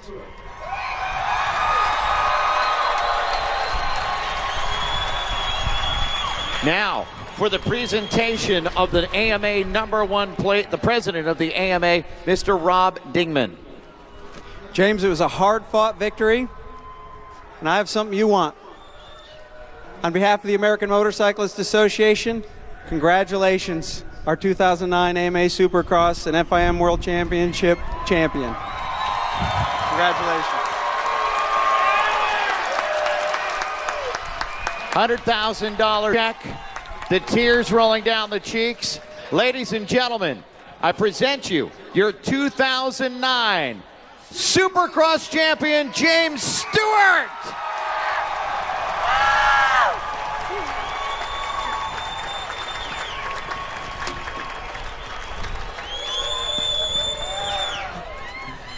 I just want to, first of all, thank all you fans for sticking around. You guys don't know how tough this year's been. I mean, from Anaheim 1 to come back, and I've been trying my best all year, and I mean, this is the best championship I've ever won. I want to thank my team, Sam Mowell, Larry Brooks, for believing in me. I mean, those guys made a hard decision in the beginning part of the year to sign me on, and I hope it's worth it to you guys. I mean, we got the #1 plate. Larry and Mike, Oscar, Paul, everybody from Yamaha, Keith McCarty, thank you. Henio, my practice mechanic, thank you. I'm so nervous right now. But I'm so happy, I don't even understand, everybody from Red Bull, my mom and dad, my dad, thank you. This has been a hard-fought championship for everybody. I mean, all my fans out there, thank you so much. I mean, it's been an unbelievable year. Answer Racing, Roger from Answer, hey, thank you so much. I know I've been in the pain for the gear and everything, but it's worth it. Oakley, Anthony Paggio, everybody from Oakley, thank you. Curtis from Nike, big sponsor. I'm so stoked to be with you guys. I just want to say thank you. Alpine Star, yeah. Larry knows I love him. I love him. Feld Entertainment, I know it's been a series for everybody. Everybody's been putting a lot of work in this thing, and it's made it unbelievable. I can't believe it went this down so far, and man, you guys, thank you to everybody. I just want to thank the Lord upstairs, my trainer Eldon Baker, my mom and dad, my fiance, everybody, my bus driver JD. I mean, everybody in the Stewart camp, everybody a part of Team Yamaha, everybody back in the corporate office, all the dealers, thank you for being supportive, selling motorcycles, and all the fans for tuning in to the 2009 Supercross Series. And I will be back with the #1 plate. I'll see you guys next year.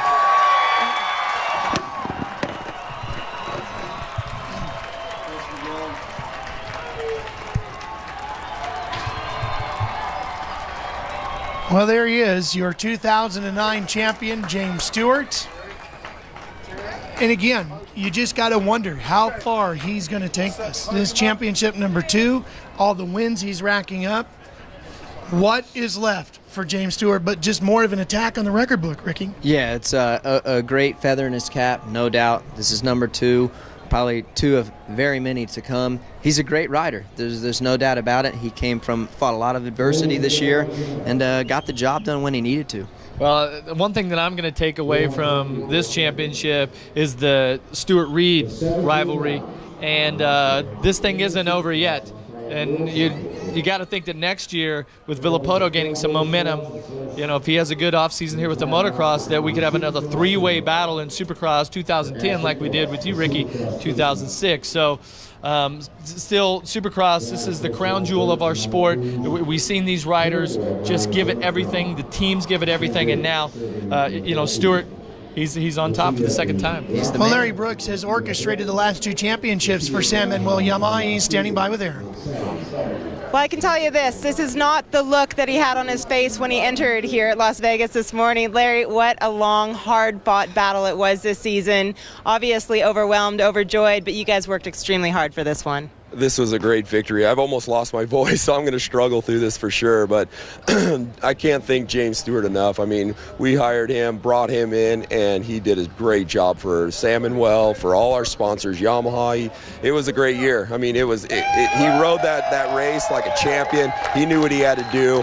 You know, we thought the strategy was get out in the lead and take off, and it threw him right in the pressure cooker, you know, and then he just played smart, and he rode a really, really smart, good race, and, you know, we can't do this without our sponsors, and I've got to thank all of them real quick. And it's Sam Manuel, obviously, on top, and Yamaha, Red Bull, JSE. We have a slew of them, and those are the major ones, the most important ones, and I'm really excited. I mean, it's 2 championships in a row for me, you know, 2 years in a row, and that's I'm really happy right now. Congratulations to you guys. It's safe to say that the celebration is on tonight. Guys, back to you. Oh, yeah, Aaron. This party's going to move down to the strip, I'm pretty sure, huh, Ricky? Like you did. Oh, yeah, absolutely. It's going to be a fun night for those guys. Well-deserved. They need to enjoy it. There's no doubt about it, because you never know when the next one will come, but pretty cool to see. And I don't know if there's a better city in the world to win a championship than Las Vegas. How did you celebrate yours? Oh, man, we just went out to the casino and watch a bunch of people blow some money. I like to keep mine, and pretty neat, man. Like you said, what a great place to win it. Well, it is a time where you get a chance to actually exhale. And for me, Ralph and Ricky, when I went back to the rig and I was getting changed out of my gear, my team manager Bruce Sternstrom came up and he kind of patted me on the leg and he said, "You did it." And it was like I clicked out of a dream, and the reality was I was champion. Just mind-blowing. Some of the best memories of my life. Ricky, you've had a chance to work with Chad Reed quite a bit now because he's at the Suzuki camp. Does he come back? Does he do this again? Oh, he has to. You know what I mean? Like he said in the interview, he's got a lot more fight left. He's still a young kid, and one thing about it, you know he's going to be there. There's no doubt. And, of course, Jeff, you look at James Stewart, and I guess the only thing that could stand in his way really is health. He's got to keep it on 2 wheels.